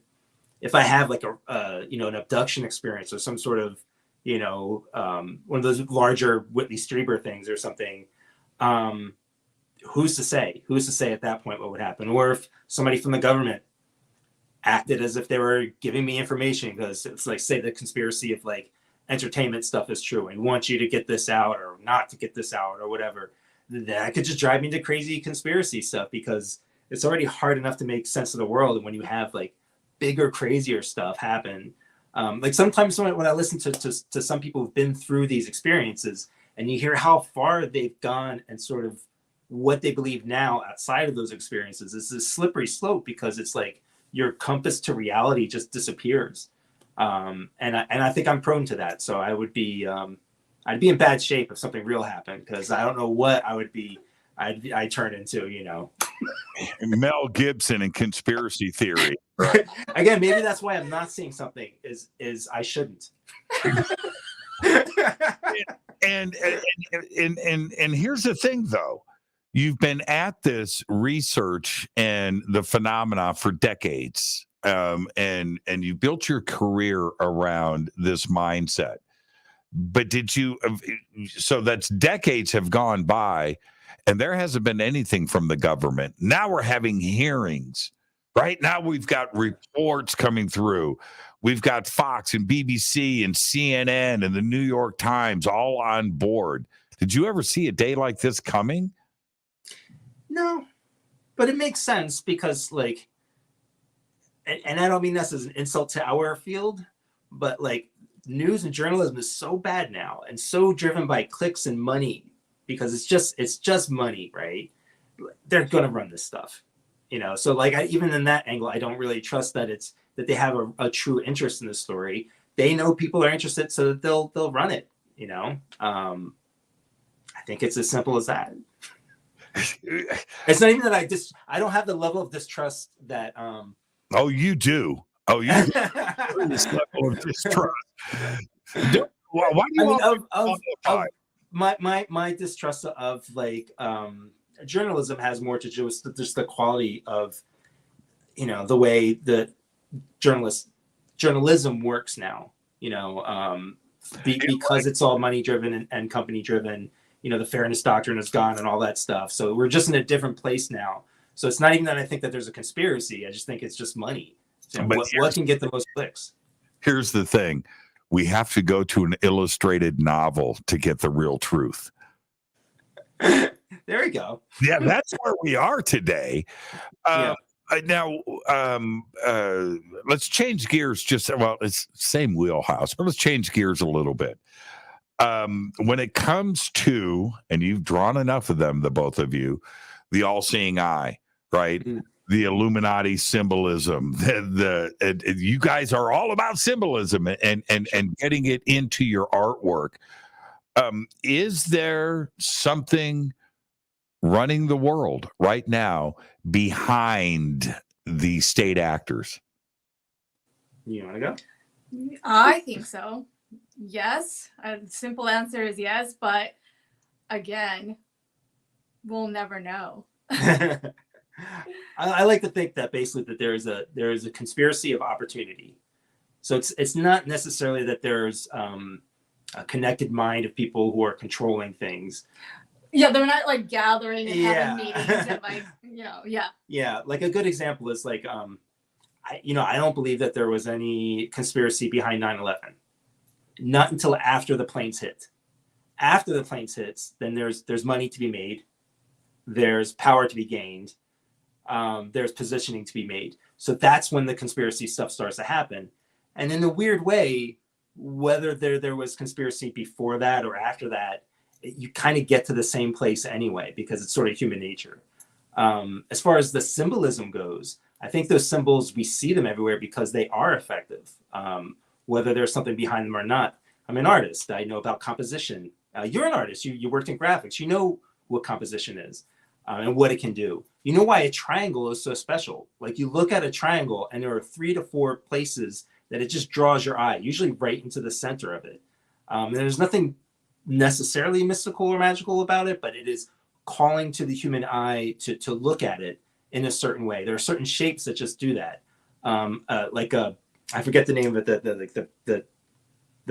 the triangle that's an uneven shape doesn't grab you the way that a triangle that's evenly spaced does. And it's isosceles. That's the word. Thank you. It doesn't grab you the same way. It doesn't have the same effect. A circle, a triangle, a star. The reason why you see them in conspiracy stuff is because they do have an attraction to the human eye, and they do grab you in some way. On an unconscious level and stuff. And human mind always look for a pattern. Yeah. So, you put bunch of coincidences that seem just crazy. You can still draw a connection and because people really, we can't think outside of a pattern. So people are always looking for patterns, and when you look for a pattern, that's when conspiracy theories really, really thrive, I think. Yeah, but who really built the pyramids? Some Egyptians at some point in time, whether it was earlier than we think or exactly when archaeologists thinks. I like to have my foot, again, I know the audience is going to hate that I sound like such a fence sitter, but I like my foot in both places. I like listening to archaeologists. I like listening to the other theories as well. I like listening to all of it and sort of balancing it out. And then there's my mind, that's all the imagination stuff. And then there's what you think may have really happened. As far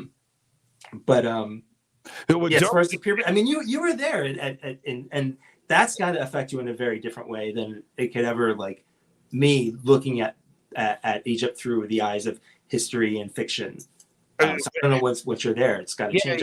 Yeah. When you see Egypt in pictures, we all do our entire life, right? Mm-hmm. And then you see it in person, and somebody's lying. That's all. It doesn't make any sense. It doesn't make any sense. And here, but back to your point, though, is it that archaeologists and historians, because they can't figure it out, try to come up with a solution to fit their belief system, right? Instead of, you're not giving, of course they carried these rocks on their backs for 20 years and just stacked them up.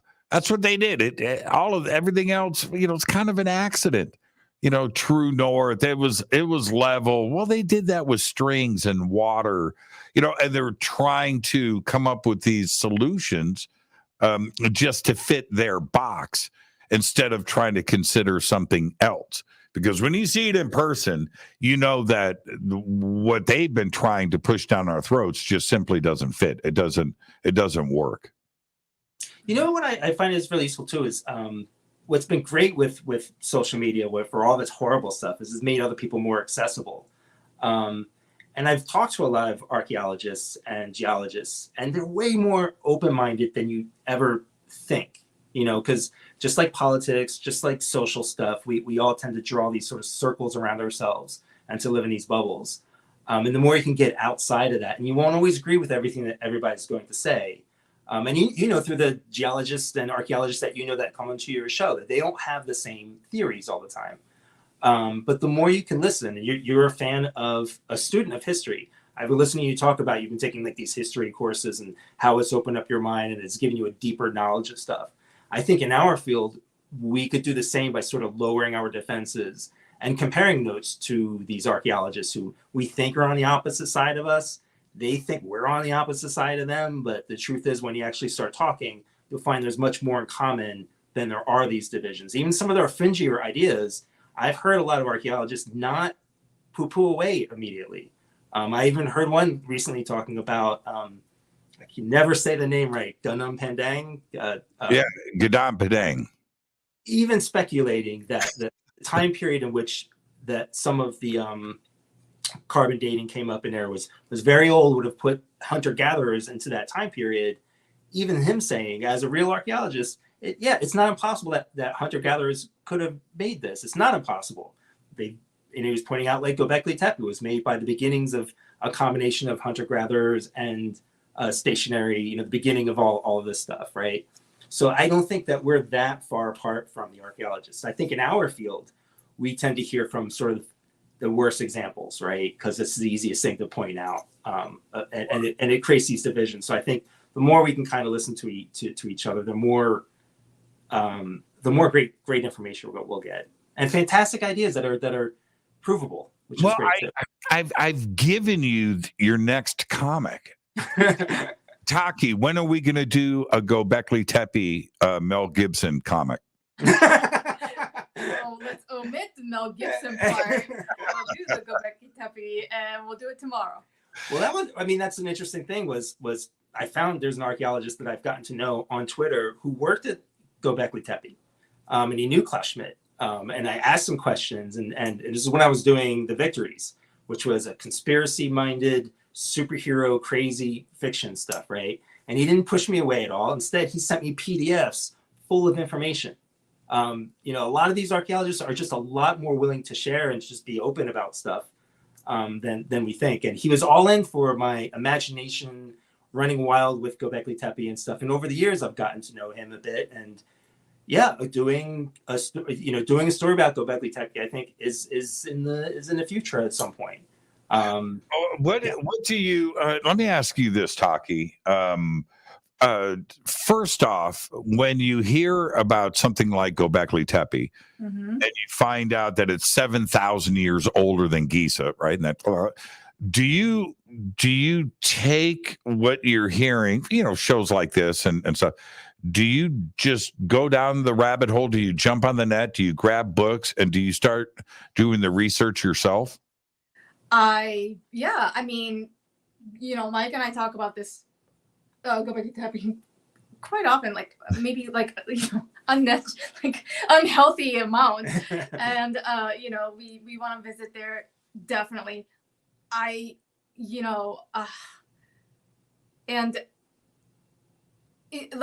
All I can say is that it excites me so much. Whatever information that they can dig up and kind of have theories on, I'm just I'm into it. I want to know. I want to feel it. I want to touch it. I want to smell it. I want to walk on it. I want to do all of it. I think. Do you feel?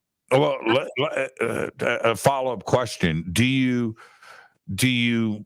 feel that there was a technically advanced civilization that predated what they are trying to teach us?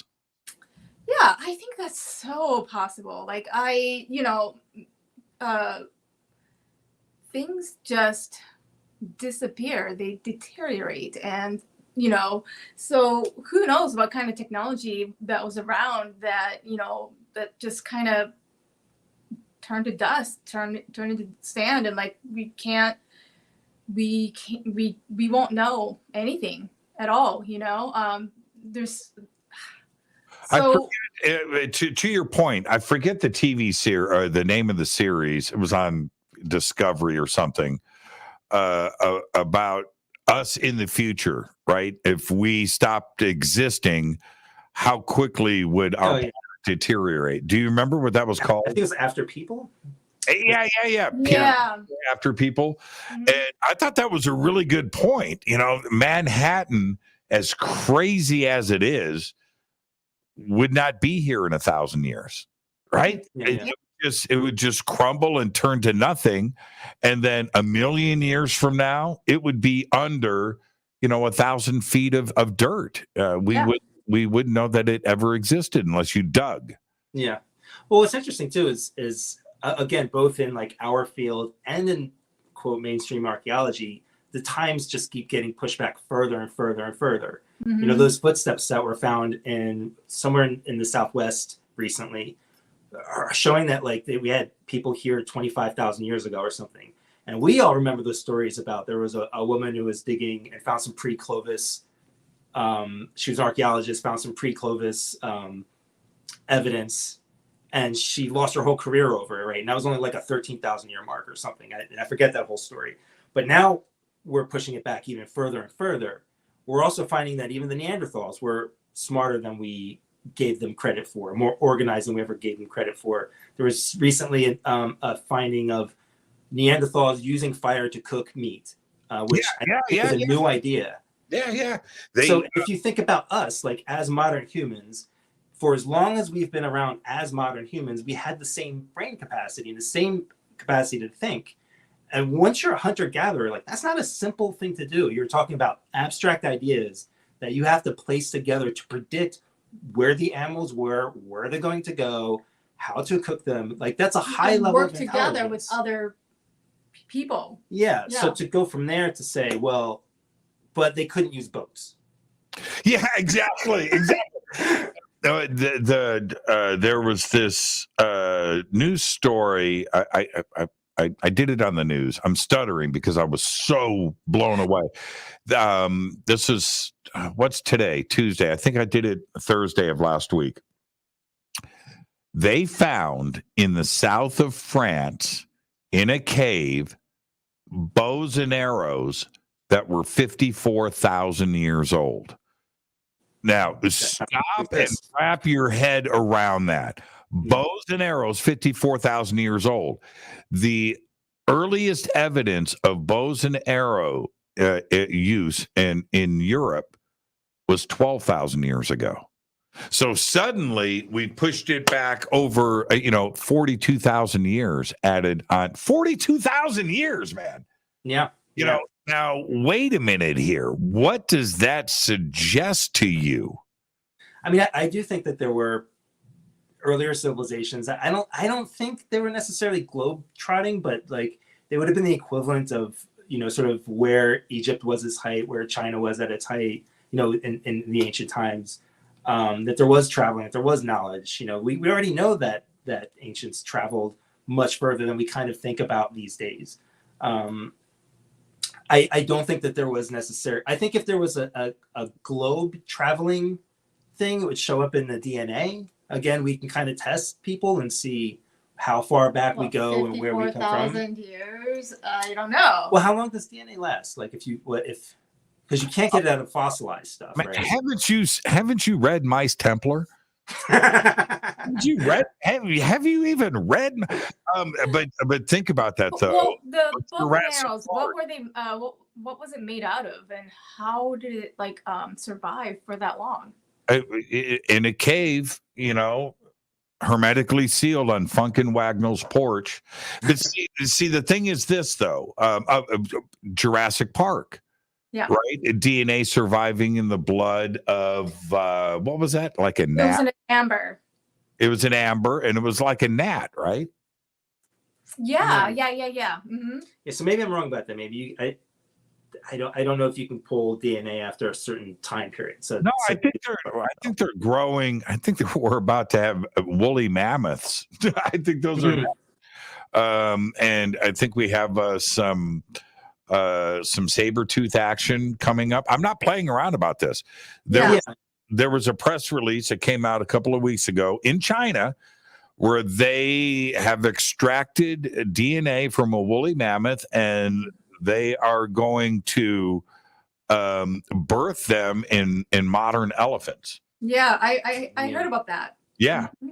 Yeah. I'm gonna own one. Man, these are crazy. So maybe that would be the quote smoking gun for this older civilization, right? Is if we could find the DNA all around the world going back to that time period. What would freak people out more? The planet as a whole. Aliens are visiting us right now, or Atlantis? right? I mean, what would Sure. The ice melts in Antarctica, and we find another version of Paris.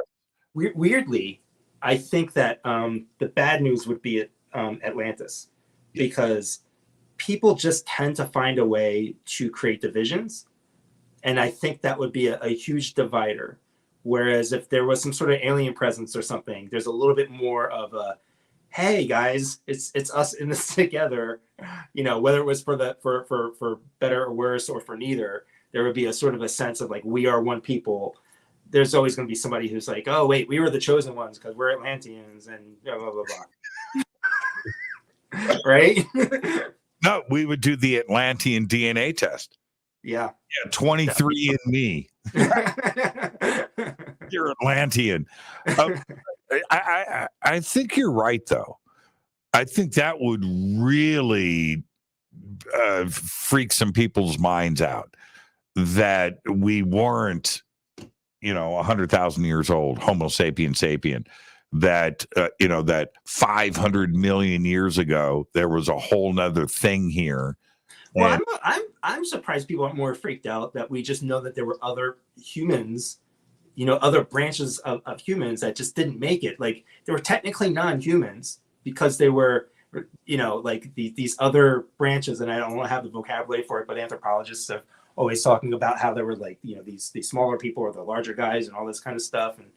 And we were already kind of living with other non-humans, and it's weird that we all sort of evolved from the same places and ended up being just completely different. But that freaks me out, and I'm surprised more people aren't like.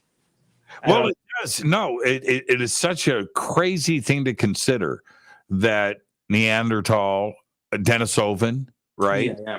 Cro-Magnon, Yeah. The Olmecs, all of these different versions of us, right? I mean, pretty much, 10 fingers, 10 toes. They wore clothes. There are some theories that Neanderthal might have spoken and had a language and had vocal cords, right? Yeah. So why do they went extinct? Or is that Sasquatch? Is that Bigfoot? I don't know, but you're freaking me out, man. But I mean, I do believe, or I'd like to think that, there were civilizations as advanced as us, or even more advanced in the past, and we just don't have any evidence of them. But I think that theory is actually pretty legit to me. There's nothing that that says otherwise. Like, why couldn't they have existed? We're just learning more and more just that people, the further you go back, they were just as smart as us, Just as smart as us. Look at the Last Call caves, right? Mm-hmm. Have you seen Werner Herzog's documentary? Yeah. Okay. Yeah. When you watch that documentary, you two are artists, right? And when you see those images, and that's 40,000 years ago, man. Yeah. And they were more of an artist than the both of you combined. Absolutely. I'm constantly shocked when I look at those. Like, there's both an anatomical correctness and an expression of abstraction that doesn't get, like, for lack of a better word, lowbrow or childish, as we can kind of see sometimes. It was so realistic and so and it told a story. Even it told a story. The motion was there. Yeah. It's incredible. I mean, like I said, it's show me an evidence that takes that idea out, then I'll believe you. But until you can disprove that intelligent, civilizations exist in the past, I'm going to continue to believe that it probably happened. Yeah, probably. Well, if Earth is 4.5 billion years old, right? And how many millions are in a billion? Well, 1,000 millions. Mm-hmm. That's a lot of time span. So if you just take the last billion years of Earth when we had this atmosphere, right? And things were different it was different when there was a lot of lava, being created. Yeah. It's kind of hard to breathe. But if you just go back in the last billion years, 1,000 millions, and if we're only 200,000 years old, us, how many civilizations could have risen and fallen in that little time period? Exactly. I mean, seriously, just disprove that, then we can talk about this. But again, I think they existed. They have to have existed. Yeah. And everybody was smarter than we think they were. Like, let's say, for instance, like everything you saw in Egypt, let's say it happened the way the history books are saying that it happened. And we can't quite figure out how they built these things. I think it goes back to they were just smarter than we give them credit for. I think they used leverage, they used manpower, they used like basically very normal stuff in a smarter way than we can right now. Telekinesis. We've been thinking about it for what? Talking with the big brain. But we've been thinking about how did they move these rocks for about 200 years, right? And we still don't know. They had like 1,000 years from the pre-dynastic time periods before they built that to think about how do we move these things around. So not only were they as smart as us, they had more time to think about it, and almost like that's all they thought about because that's what they were building with. So again, they're just smarter than anybody wants to give them credit for our past.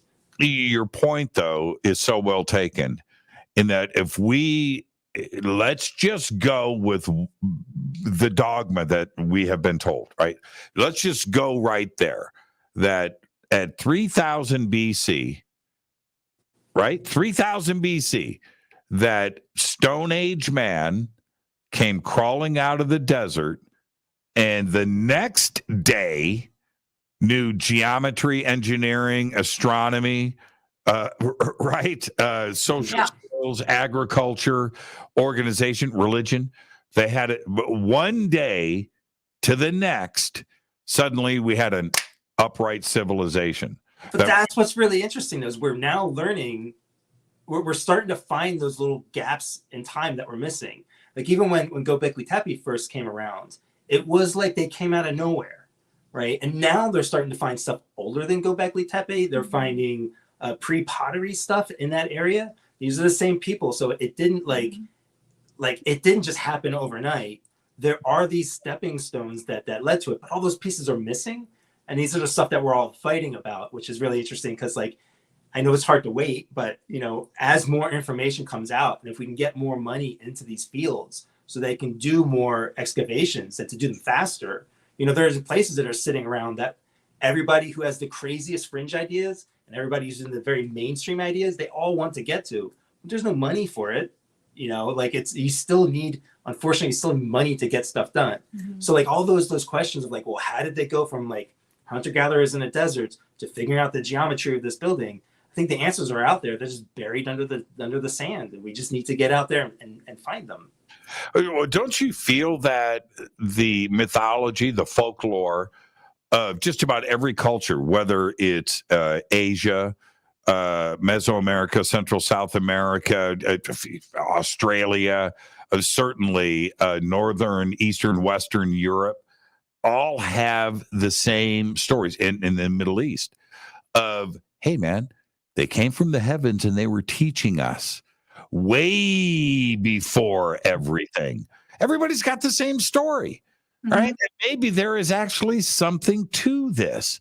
It's been repeated over generations and generations. Maybe we need to stop and consider this because somebody taught the builders of Göbekli Tepe how to quarry. Somebody taught them how to carve stone.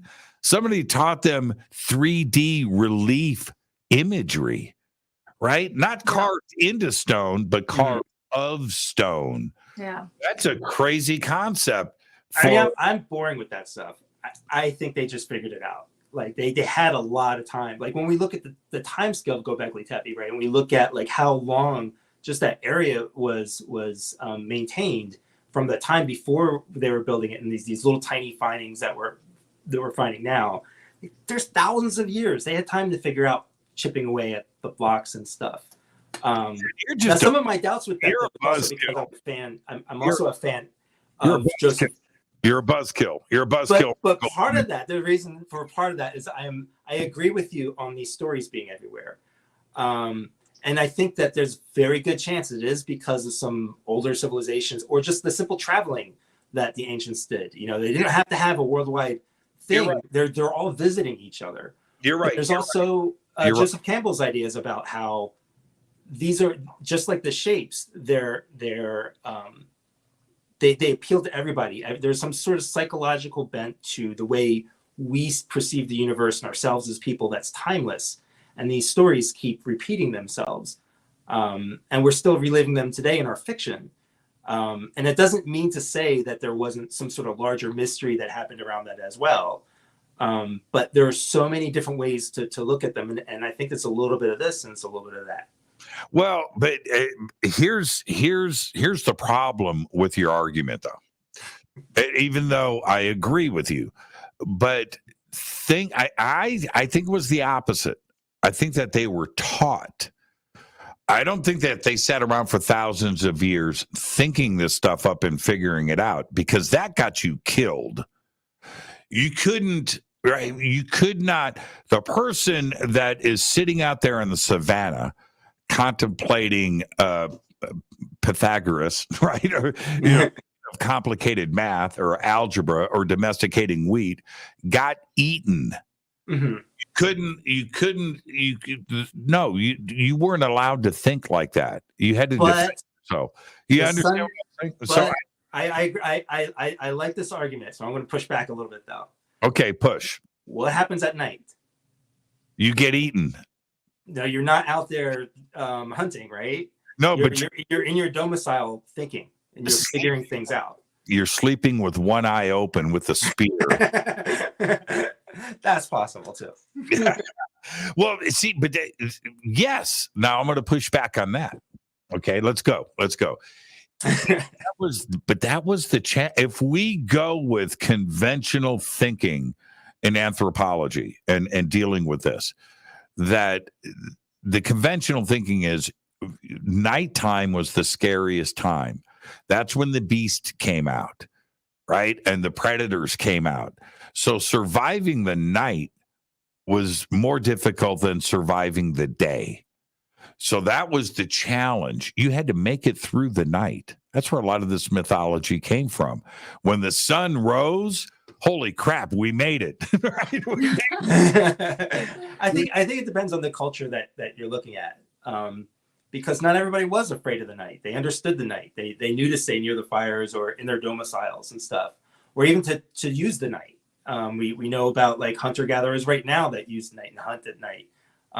It's just as dangerous as the daytime, just differently. It depends on what part of the world you're in too. Yeah.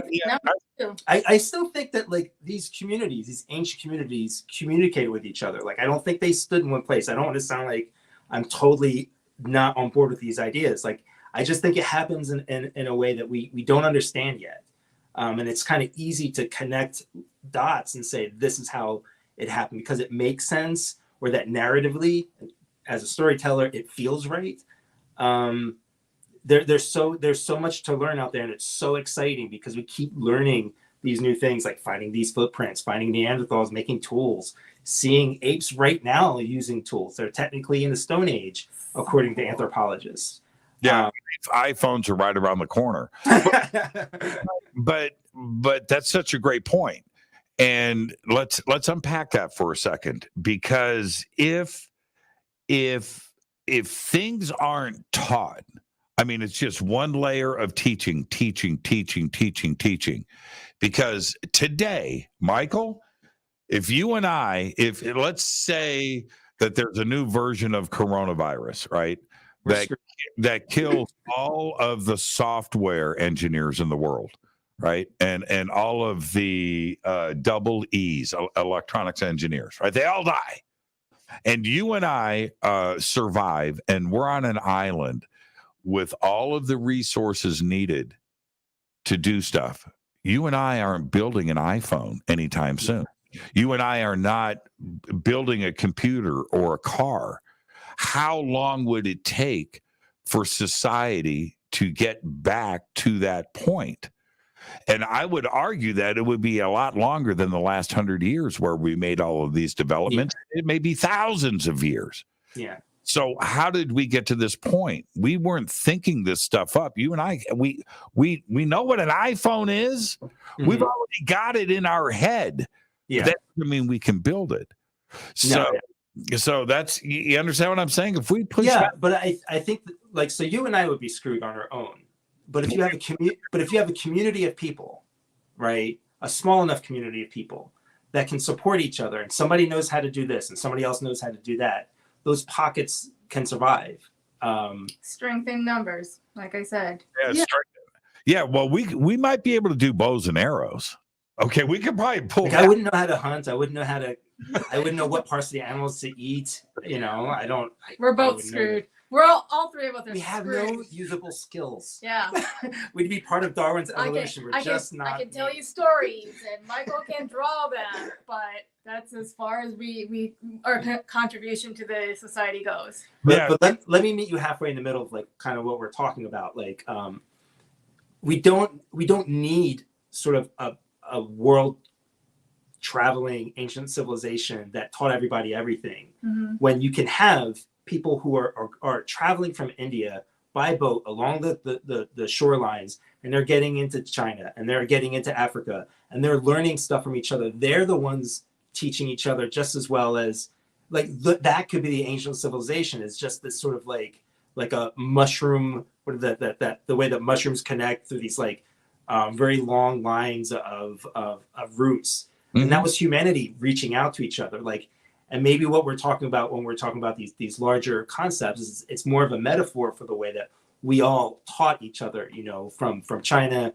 to the Middle East to Northern Europe, getting along over to the other parts of America and stuff. Like, we could have all been talking to each other just in a much larger, more complicated system that we could think about that predates known history, you know, because like I said, I think we were always smart, even when we were just hunter-gatherers. I think we're just as smart as we are now. And going all the way back to the earlier conversation that maybe we're all connected. You know, somebody has an idea and the same idea kind of pops into somebody else's brain at the same time somewhere else. Yeah, could it have come from up there? Could be. Well, there could be some sort of some sort of psychic channeling. We see how society thinks of the same things at the same times. I know as a creator and a writer, there are other creators and writers who come up with the same ideas as we do around the same time periods. You bring up Mice Templar. There's another book called Mouse Guard, which is great, by David Peterson. And he and I created two different books of similar themes, similar ideas at the same time. Exactly the same time. This happens all the time. And then you see this happen physically as well. Like one of our favorite shows is called The OA, which is about like life after death stuff. And there's this amazing scene where this guy is talking about how nobody thought you could run the mile in less than a minute. Less than 4 minutes. 6 minutes. 4 minutes? 4 minutes. 4 minutes, yeah. And like immediately after he does, somebody else does, and somebody else does. And then it gets down to the level where like a strong high schooler can do it and stuff. So these are other ways that we could be communicating and learning from each other. It gets really fringy and really fun, but yeah, maybe there is some sort of psychic connection, whereas one person creates a bow and arrow in one part of the world, there's another bow and arrow being created somewhere else. Like, isn't it kind of weird that everybody has bow and arrows? You know, and then we gave up the other thing, that flicking thing that, I forget what that was called, the accolade or something like that. And yes. Sling. Yeah, it's everywhere. You've seen my flame guitar, right? Yeah. You've seen it. So when I thought that up back in 84, 85, with my guitar tech, we came up with the idea. We drew it out on a thing. We came up with the pattern. We went to Neil Moser. He cut the guitar out. We had it done. We took it over to Pat Wilkins' shop. We were all excited. And take it over to Pat Wilkins' shop to get painted. Pat goes, "Oh, a flame. Steve Vai just dropped one off to get painted." I said, "What?" Yeah, I'm sure you've seen this happen in music all the time. There at the exact two. I mean, completely. And it was now who thought of it first? Well, the one that was more famous. Well, we're all taking like cues out of culture at that point, right? Whether it was me with the comics or you with the guitar.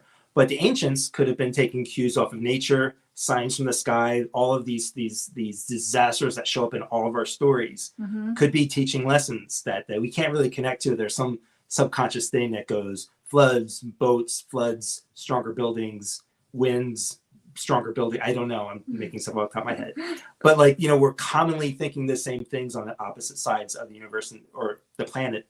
And I think that's just as fascinating as, the Viracocha or whoever it was with his boat going around teaching people and stuff. Yeah, well, okay. But now I'm going to push back. This is where, because all of that is just common sense to me. And, and I can rationalize. I'm on board, except when you come up with the vision in your head of some dude wearing animal skins in the middle of the desert, and his wife is coming up going, "Are you going to go kill something today so you can feed the family?" And he says, "I got this idea about domesticating wheat." Right? I think I've got it. We're going to alter the very DNA of wheat so we can grow it and make something called bread. It's too big of a jump, right? I'm going to push back with a really boring idea. So sometimes these seeds and wheats, they end up accidentally in the same area.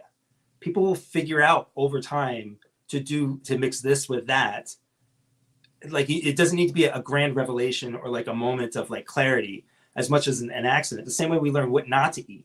We learn not to eat these mushrooms, but eat those mushrooms. We learn not to eat this part of the animal because it's where it processes all of its poisons and makes you sick. So the same thing with the wheat and stuff. And that doesn't take away the mystery of like, how did we come up with these things?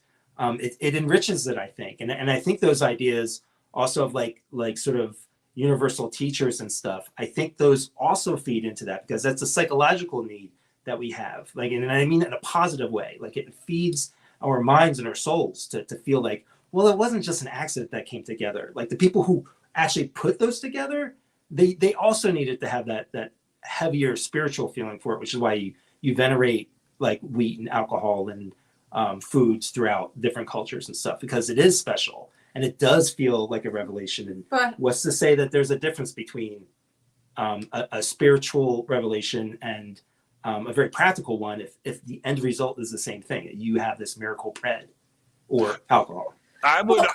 Oh, go ahead, Taki. I was gonna say, like, I'm kind of in between the two of you, because if you think about like people who have had near-death experiences will have will come back with like mathematics that they didn't know anything about, or a language they've never spoken, they're completely fluent in.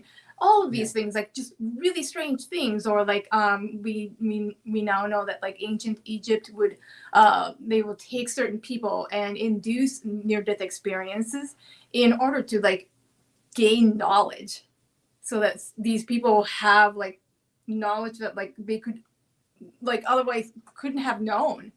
So where did that come from? Yeah, well, but see, yes, and I think that matches up. See, you should listen to Taki more, Michael. I do. But this is why these giant leaps that happen, like the domestication of wheat, we are talking about a deep scientific process. Right. If we look at the timestamp on this, it shouldn't have happened with when it happened. Or the wheel, that's a big leap. Right. And to see, or did it, like Taki said, right? Maybe it was a vision. Somebody got knocked in the head. Maybe it was a near-death experience, and you come out of that with something there that wasn't supposed to be there, and it wasn't there before. Did you ever see the movie Quest for Fire? Oh yeah. Okay. How tremendous of a movie that was in concept, where they had that little flame, right? They worship that little box where they always kept fire burning in that. You are not allowed to let that go out, because restarting fire was a game changer, right? We all die if that thing goes out, right? And it turns out it does. And now they need to go. That's the movie, right? Quest for Fire. They need to relight. You remember that? And going through seasons and winter and everything they went through to try to, and then they come across another civilization 1,000 miles away or whatever it was, 50 miles, and they got Bic lighters. They're just over there lighting. You remember that? They were just lighting fire all day. Remember that the first time that oh no, fire's easy. Yeah. And the look on his face. Oh! You remember that, right? And that's exactly it. Where certain cultures didn't, and other cultures had the vision and were one step ahead. And the ones that were one step ahead could light fire. That's the Illuminati. So what do you think people will say about us looking back and say they'll go, so in 1890 they're riding around in horse and buggies. Yes. Then by 1950s, 50 years later, they have an atomic bomb. They couldn't have possibly thought of this themselves. They must have had some supernatural contact to do that. And what would we say to them? Like, how would we explain how we went from horse and buggies and barely having electricity to controlling the power of the sun in 50 years? A flying saucer crashed. Some people claim that. I mean, they're I don't have any issues with that. Yeah. Because if we look, it's like the greatest point ever. If you consider in 1900, gas lamps, gas street lights, horse and buggies, no cars, no planes, to 60 years later, Jimi Hendrix in Woodstock. Yeah.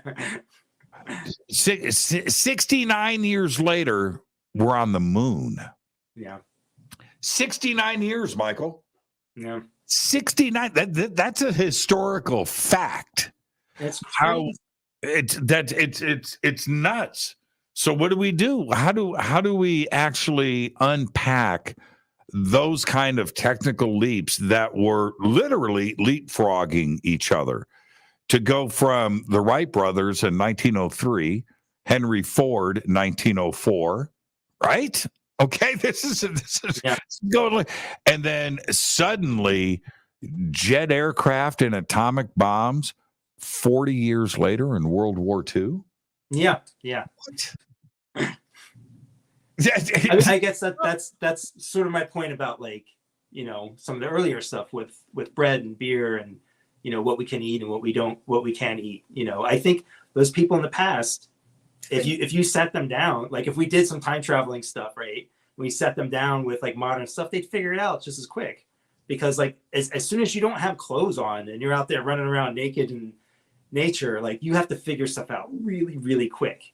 So I think everybody in the past was just as smart as we are. And I don't mean that to take mystery out of stuff at all. Like, I think it deepens the mystery. It deepens the mystery because so much knowledge is lost. We had civilizations like rise and fall, and the things that we lost during those times. Like right now, I'm working on a book that takes place during the medieval periods during the plague. And there's like one guy who had figured out, and they have it in writing, he'd figured out like how to fight plague and like how to basically cure it. And I'm horrible with memory and shit, so So I don't have the information right now, but basically, because there wasn't like, mass production, there wasn't a way for him really to get the information out. He just did this thing for himself and his town, and they were okay, and everybody else died. Your intelligence isn't always stuck in the time period that we observe it in, if that makes any sense. Well, it's because we do have amnesia. Mm-hmm. I mean, we forget really quickly. The point that Taki made earlier in the show, and yourself too, but obviously they knew how to build the Great Pyramid. Obviously they did, because they built a lot of them. Yeah. And we have amnesia. We have completely forgotten. When you go to, and I bring this up a lot, when you go to Aswan, the quarry, right? It's 500 miles south of Cairo. You go to Aswan and you look at the unfinished obelisk that is there, 2,500 tons, and it's 175 feet long, red granite. It's carved, right? And it's there. Obviously, they had plans of getting that up and out of that hole. Yeah. For all my attempts at common sense, I can't even begin to explain something like that. You can't. There are certain things that, like, the best I can do is chalk it up. They're smarter than us. You can't. The best engineers, the biggest companies get Bechtel in there, right? Okay, we need to get that out. Why? Some of these temples were further. Like I get that. Supposedly there were these ideas about using barges, and I don't know about displacement for 100-ton thing. But let's forget about that part. But some of these temples are further out in land, right? That they also had huge megalithic sized stuff that they had to get out there. And I know there are all these theories, but I mean, dragging something across the land is one thing. Placing it seems like a whole other, and again, like I'm not calling on anything, crazy crystals were used to lift stuff and whatnot, but it's definitely, I mean, it's super fascinating that have you even read Mice Templar? Read, but see, here's the point though.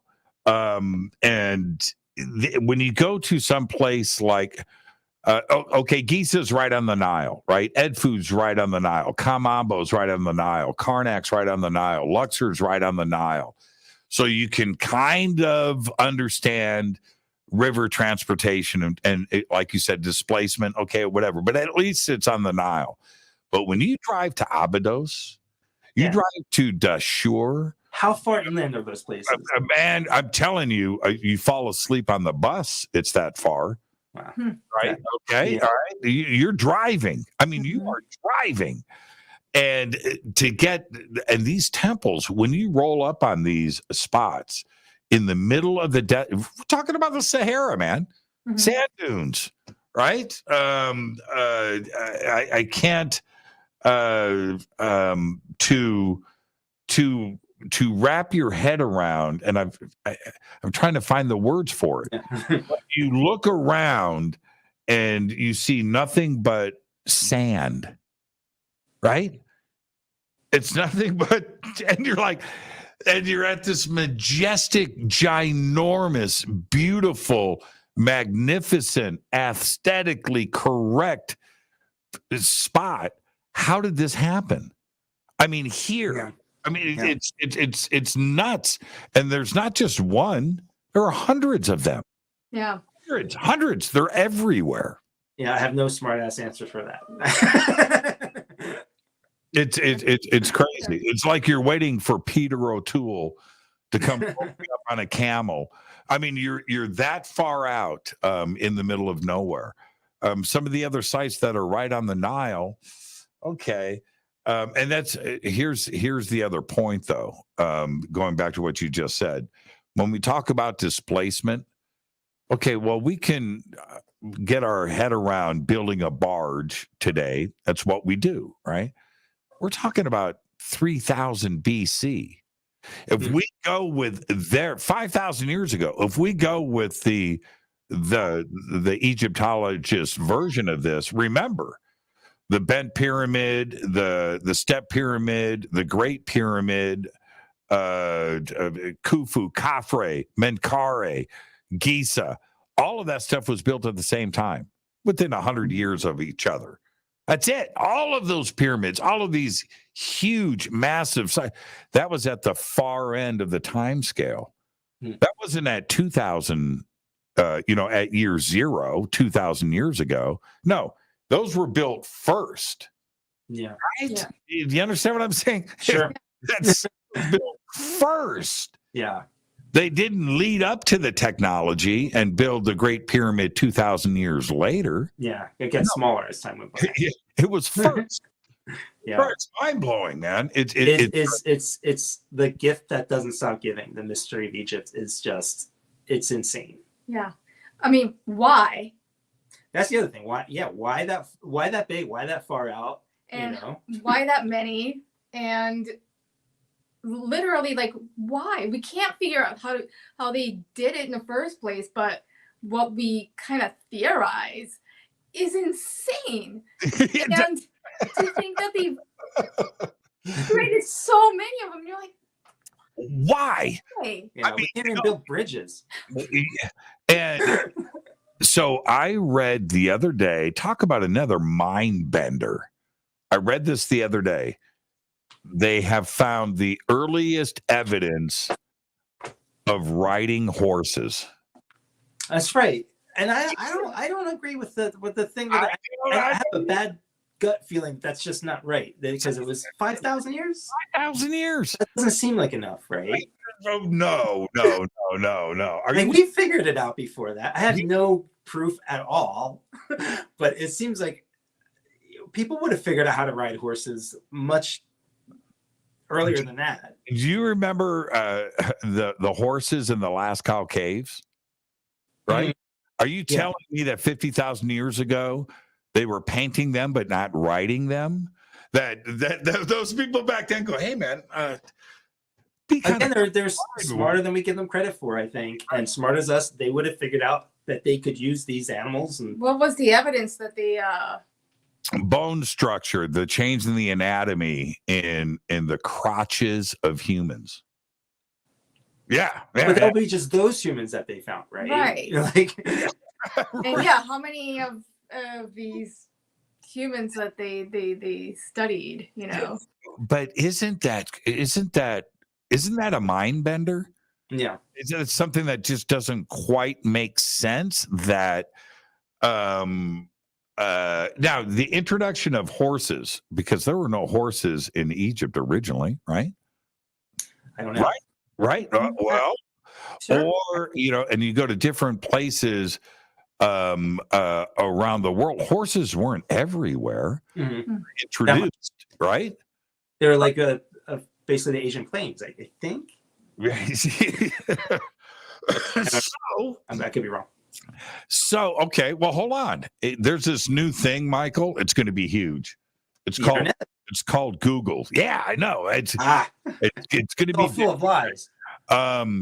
Where are horses native? Okay. Eurasia. That's the word I was looking for. Caspian steppes. There you go. Now look up and see why there are no pigeons in forests. Why are they only in the city? On my front lawn. It's a mystery. Yeah, like why have you never abandoned the forest? Yeah. So I remember hearing this, and so I did a little jump into this, and I almost don't believe this, but it was the Spanish that brought horses to North America. Yeah. So you mean they brought them on ships? Because I don't even know how they would have. So there were no horses in North America. So before that, the native tribes here were walking. Yeah. Is that right? As far as we know so far, until we find more evidence. I'm serious. It was just one of those things where I've heard this over the years, but it didn't quite soak in until I read this press release the other day that we've only been riding horses for 5,000 years. I call BS on that. I'm not. I would still think in that area on the steps there. Are there other animals that people rode on? Bisons, cows, Sure. Yeah. sheep, goats. I don't know. Yeah. Emus, turkeys, ostriches. So yeah, I mean, so you didn't need a horse. I mean, I think people just rode on whatever was strong enough to carry them. But I was just blown away by that. It seems to me that, when we started domesticating cats and dogs, right? That was a long time ago. Man's best friend, right? It would seem logical that we've been riding horses as long as we've been walking. But I think if we wait long enough, there's going to be new evidence showing that there were people using horses much earlier than that. It's just hard to find things. Things are all buried, right? Wouldn't that have been great on the Lascaux Caves, right? A human on the back of a horse. Woo-ha! Things over a bit. Hey, you guys, thank you for doing overtime and hanging out. Okay, so before I let you go and say goodnight, the next time they're going to be on the show, we're going to be doing it live here from the bunker, by the way. What's up next? What are you guys working on? Well, Project Blue Book is out right now through Dark Horse Comics. That's with James Tynion. Where can everybody get their own? Go to your local comic book store, look it up online. Or if you just look up comic book stores online, a lot of them will do mailing as well. Mm-hmm. Dark Horse Comics will eventually put out a collection which will have everything. I think the first 4 issues are about Betty and Barney Hill. Mm-hmm. That'll be collected into a trade paperback. Yeah. And that should be available not just through comic shops, but in bookstores too. Yeah. The collection will be easier for people to find. Right now, just look through your local comic book store. The next thing we have coming out is with our pal Brian Bendis. That's our book, United States of Murder Inc., or just Murder Inc. as we're calling it, where the mob takes on the Vatican. So it gets pretty interesting. Mm-hmm. Taki's coloring on that. So it's all, Brian and I are like brothers, and Taki and I married. So it's like this great little family thing that's coming out in May. And then in September, we'll be back around we'll talk about Project Monarch, the crazy conspiracy book. I can't wait. I can't wait for that. It must be so much fun to not only work with a guy like, Bendis, or it seems like anybody named Brian that's a comic book is really good. But to just be able to just let your mind go, right? It is. And I owe a lot to this community, for as much as I might sound sometimes as a fence sitter, I'm looking for a common sense explanation. I love and respect all of this, and it's fed my imagination. It's ignited it since I was a kid. And it still does. And I still listen to an idea. I don't necessarily question if I believe in it, disagree with it or not. It just takes me to a place and it starts thinking. And if that's the worst that happens, that's a great thing. It's this field of ours is a big what if box that can get our imaginations going and thinking and expanding our minds and horizons. So I want to thank everybody who comes on your show and I listen to, and you for facilitating such a great place for me to steal ideas from. Hey, man. What have we talked about all night tonight? Everybody steals those great ideas. Everybody lies. Yeah, everybody. If you pick up Taki's book, Sleeping While Standing, you will find, which is all true biography stories told in these 4-page stories. One of them is about her encounter with a demon. So you want to get that. It's called Sleeping While Standing from Avery Hill. You can just go to Amazon or any bookstore and you can get it there. You want to keep this going? I want to hear about the demon. Okay. All right. Screw it. You guys aren't going to bed. I'm gonna go to the chat room. Should we hear about Taki's demon? Let's watch the. Let me ask you that: how much has moved to the electronic side of illustration, and how much of it is still traditional pencil, pen, ink? And is it a transfer? Are you scanning and then finishing stuff? Does it start one way manually, right, analog, and then moves over to digital? I can imagine that it's a marriage of the two. I don't know. I'm asking you. Yeah, nowadays everything I do is digital. So, penciling, inking, coloring, lettering, everything is done on my computer. I used to do like manual. What's the word? Analog. Thank you. Because analog art gave me more like fulfillment. I felt more fulfilled, but as I'm getting older and I have multiple sclerosis, I just have to like save all of my energy, so I've moved to all digital now. But Mike is a little bit different. I do a mixture of the two. Most of it starts out in my sketchbook, like a page. I'll start drawing in my sketchbook, and then, as you said, I'll scan it in. I try to still do things analog because there's just a tactile, spiritual thing you get out of it, right? Like that unexplainable stuff that we've been talking about all night. But I do a lot of digital because it's a little bit faster. And as I get older, my eyes, I have Mr. Magoo glasses to draw with. And it's just easier to be able to, zoom into stuff and get it done that way. So and it also creates its own look, which is interesting as well. It's a combination of both using technology and the analog stuff.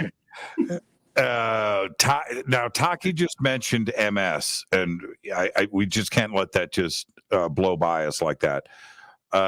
When I will never forget that day, man, when you guys called me and we talked through that first couple of days, and getting that kind of diagnosis and finding out, it's a game changer. But here you are, right? And how are things going with that? And have you figured things out? And how are you doing? It's been 5 years now since I've been diagnosed, and I've been on DMT, which is a disease modifying treatment, and that's been working out really well for me. And I have daily problems and symptoms, but nothing I can't handle. And it's. Do you think about it? I think about it often. Yeah. Yeah, I try not to, but the more you try not to think about it, you end up thinking about it. So I'm like, okay, well, I'll just give in and I'll think about it and I'll sit with it and whatnot. So I have come to a point where I think I have at least I'm in that acceptance stage, So I'm like, well, I have it. So what am I going to do with it? You can't snap your fingers, right? You can't. No, you can't snap your fingers or talk your way out of it. I'm never gonna be my old self.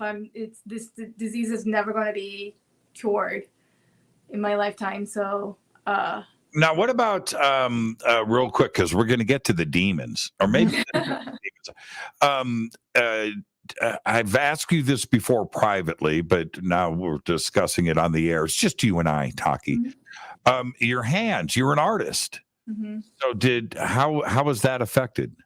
Oh yeah, it's not good.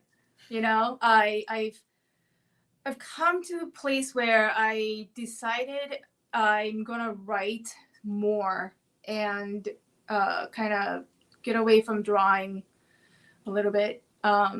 So yeah, I'm gonna write more and draw less. Fair enough. And she's also always really enjoyed writing more than drawing. Yeah, I love telling stories. I love the puzzles of like trying to figure out how to like tell a story in a certain way and all that stuff. So I mean, it's not a sad story that I'm going, I'm veering towards like writing more. It's a good thing. Yeah. Well, here's, you can either write it out or you could tap out to it, and you were never going to tap out. No. I've come this far, so I might as well keep going. Yeah, you might as well. All right, tell real quick. what about this demon encounter? At the beginning of the show, when we were talking about UFOs, and Michael, yeah, but Taki's got some paranormal stuff. So, what happened? So this is actually in my autobiography comic that I did last year. And this is an experience that I had when I was about 11 or 12. And I was alone in the house, and I've had this flu or, cold or something that I was going through. And I was taking like cold medication, blah, blah, blah. And I was alone in the house, and it was like 3 a.m. and I had to go pee. But I was so weak from my cold and like taking medicine and all that stuff. I was just so weak that I was crawling to the bathroom. And I go to the bathroom, I do my business, and I'm coming back, I'm crawling back, and I look into my bedroom, and it's pitch black. Blacker than it should be, right? It's pure darkness. And within that darkness, there's this disembodied, like, giant head of this red demon just looking at me. And I kept thinking to myself, like, am I hallucinating? Like, maybe it was long enough for you to think about. Right. I'm like, well, this has to be a hallucination. I mean, I'm on medication, I'm sick, but it was scary. But what happened next was suddenly I had this urge, like this yearning, this need to go run downstairs, find the baseball bat that I know was in the kitchen, and like destroy everything in the house. Like I had to do it. It was so strong, and I'm like, I'm so weak, and I just crawled to the bathroom. Why would I want to do this? But the feeling was so strong, and I'm like, okay, so maybe this can't be me. I don't want to do this, but I can't help. So I sat on top of the stairs, and I held onto the banister, and I'm like holding on like super hard, because if I let go, I was going to dart downstairs, and I was going to get that baseball bat, and I was just going to start going nuts. So I was holding and holding and holding. And by this time, like, I can't see the demon, but that feeling is just very strong. And I don't know how long I was holding on to that banister, but eventually I'm like, I made a plan, and I was like, okay, well, when I let go, I'm going to run downstairs, but instead of going into the kitchen, I'm going to veer toward the front door, and I'm just going to just go outside. So I use that momentum when I start running. Like, I couldn't walk, but I was running now down the stairs, and I ran down the stairs, and I veered toward the front door, opened the front door, and I sat down in a bank of snow, and I just sat there for, I don't know how long, but until I felt like I have enough control over myself to go back to bed. Wow. Okay, we're going to end it there, but the question is, did you go back to bed? I'm pretty sure I did. I was pretty sick. And that's not the craziest thing in her book.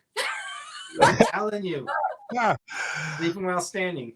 Man, you guys are the best. And now the links for Michael's site and all things Oeming and Soma are right there. So go and click, visit Dark Horse, go and get this. I don't have your bio. Can your biography, Taki? I'll send it to you. I've got to read that.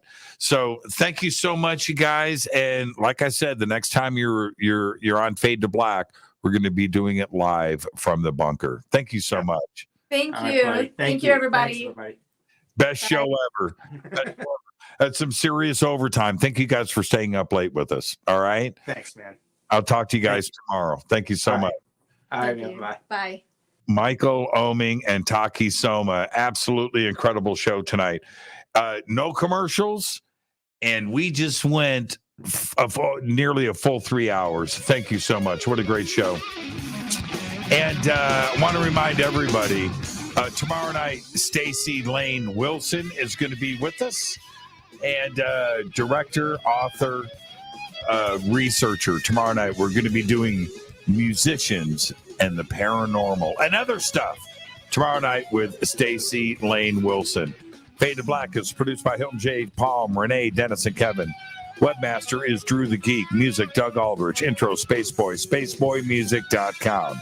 Fade to Black is produced by KJ Sierra for the Game Changer Network, and this broadcast is owned and copyrighted 2023 by Fade to Black and the Game Changer Network, Inc.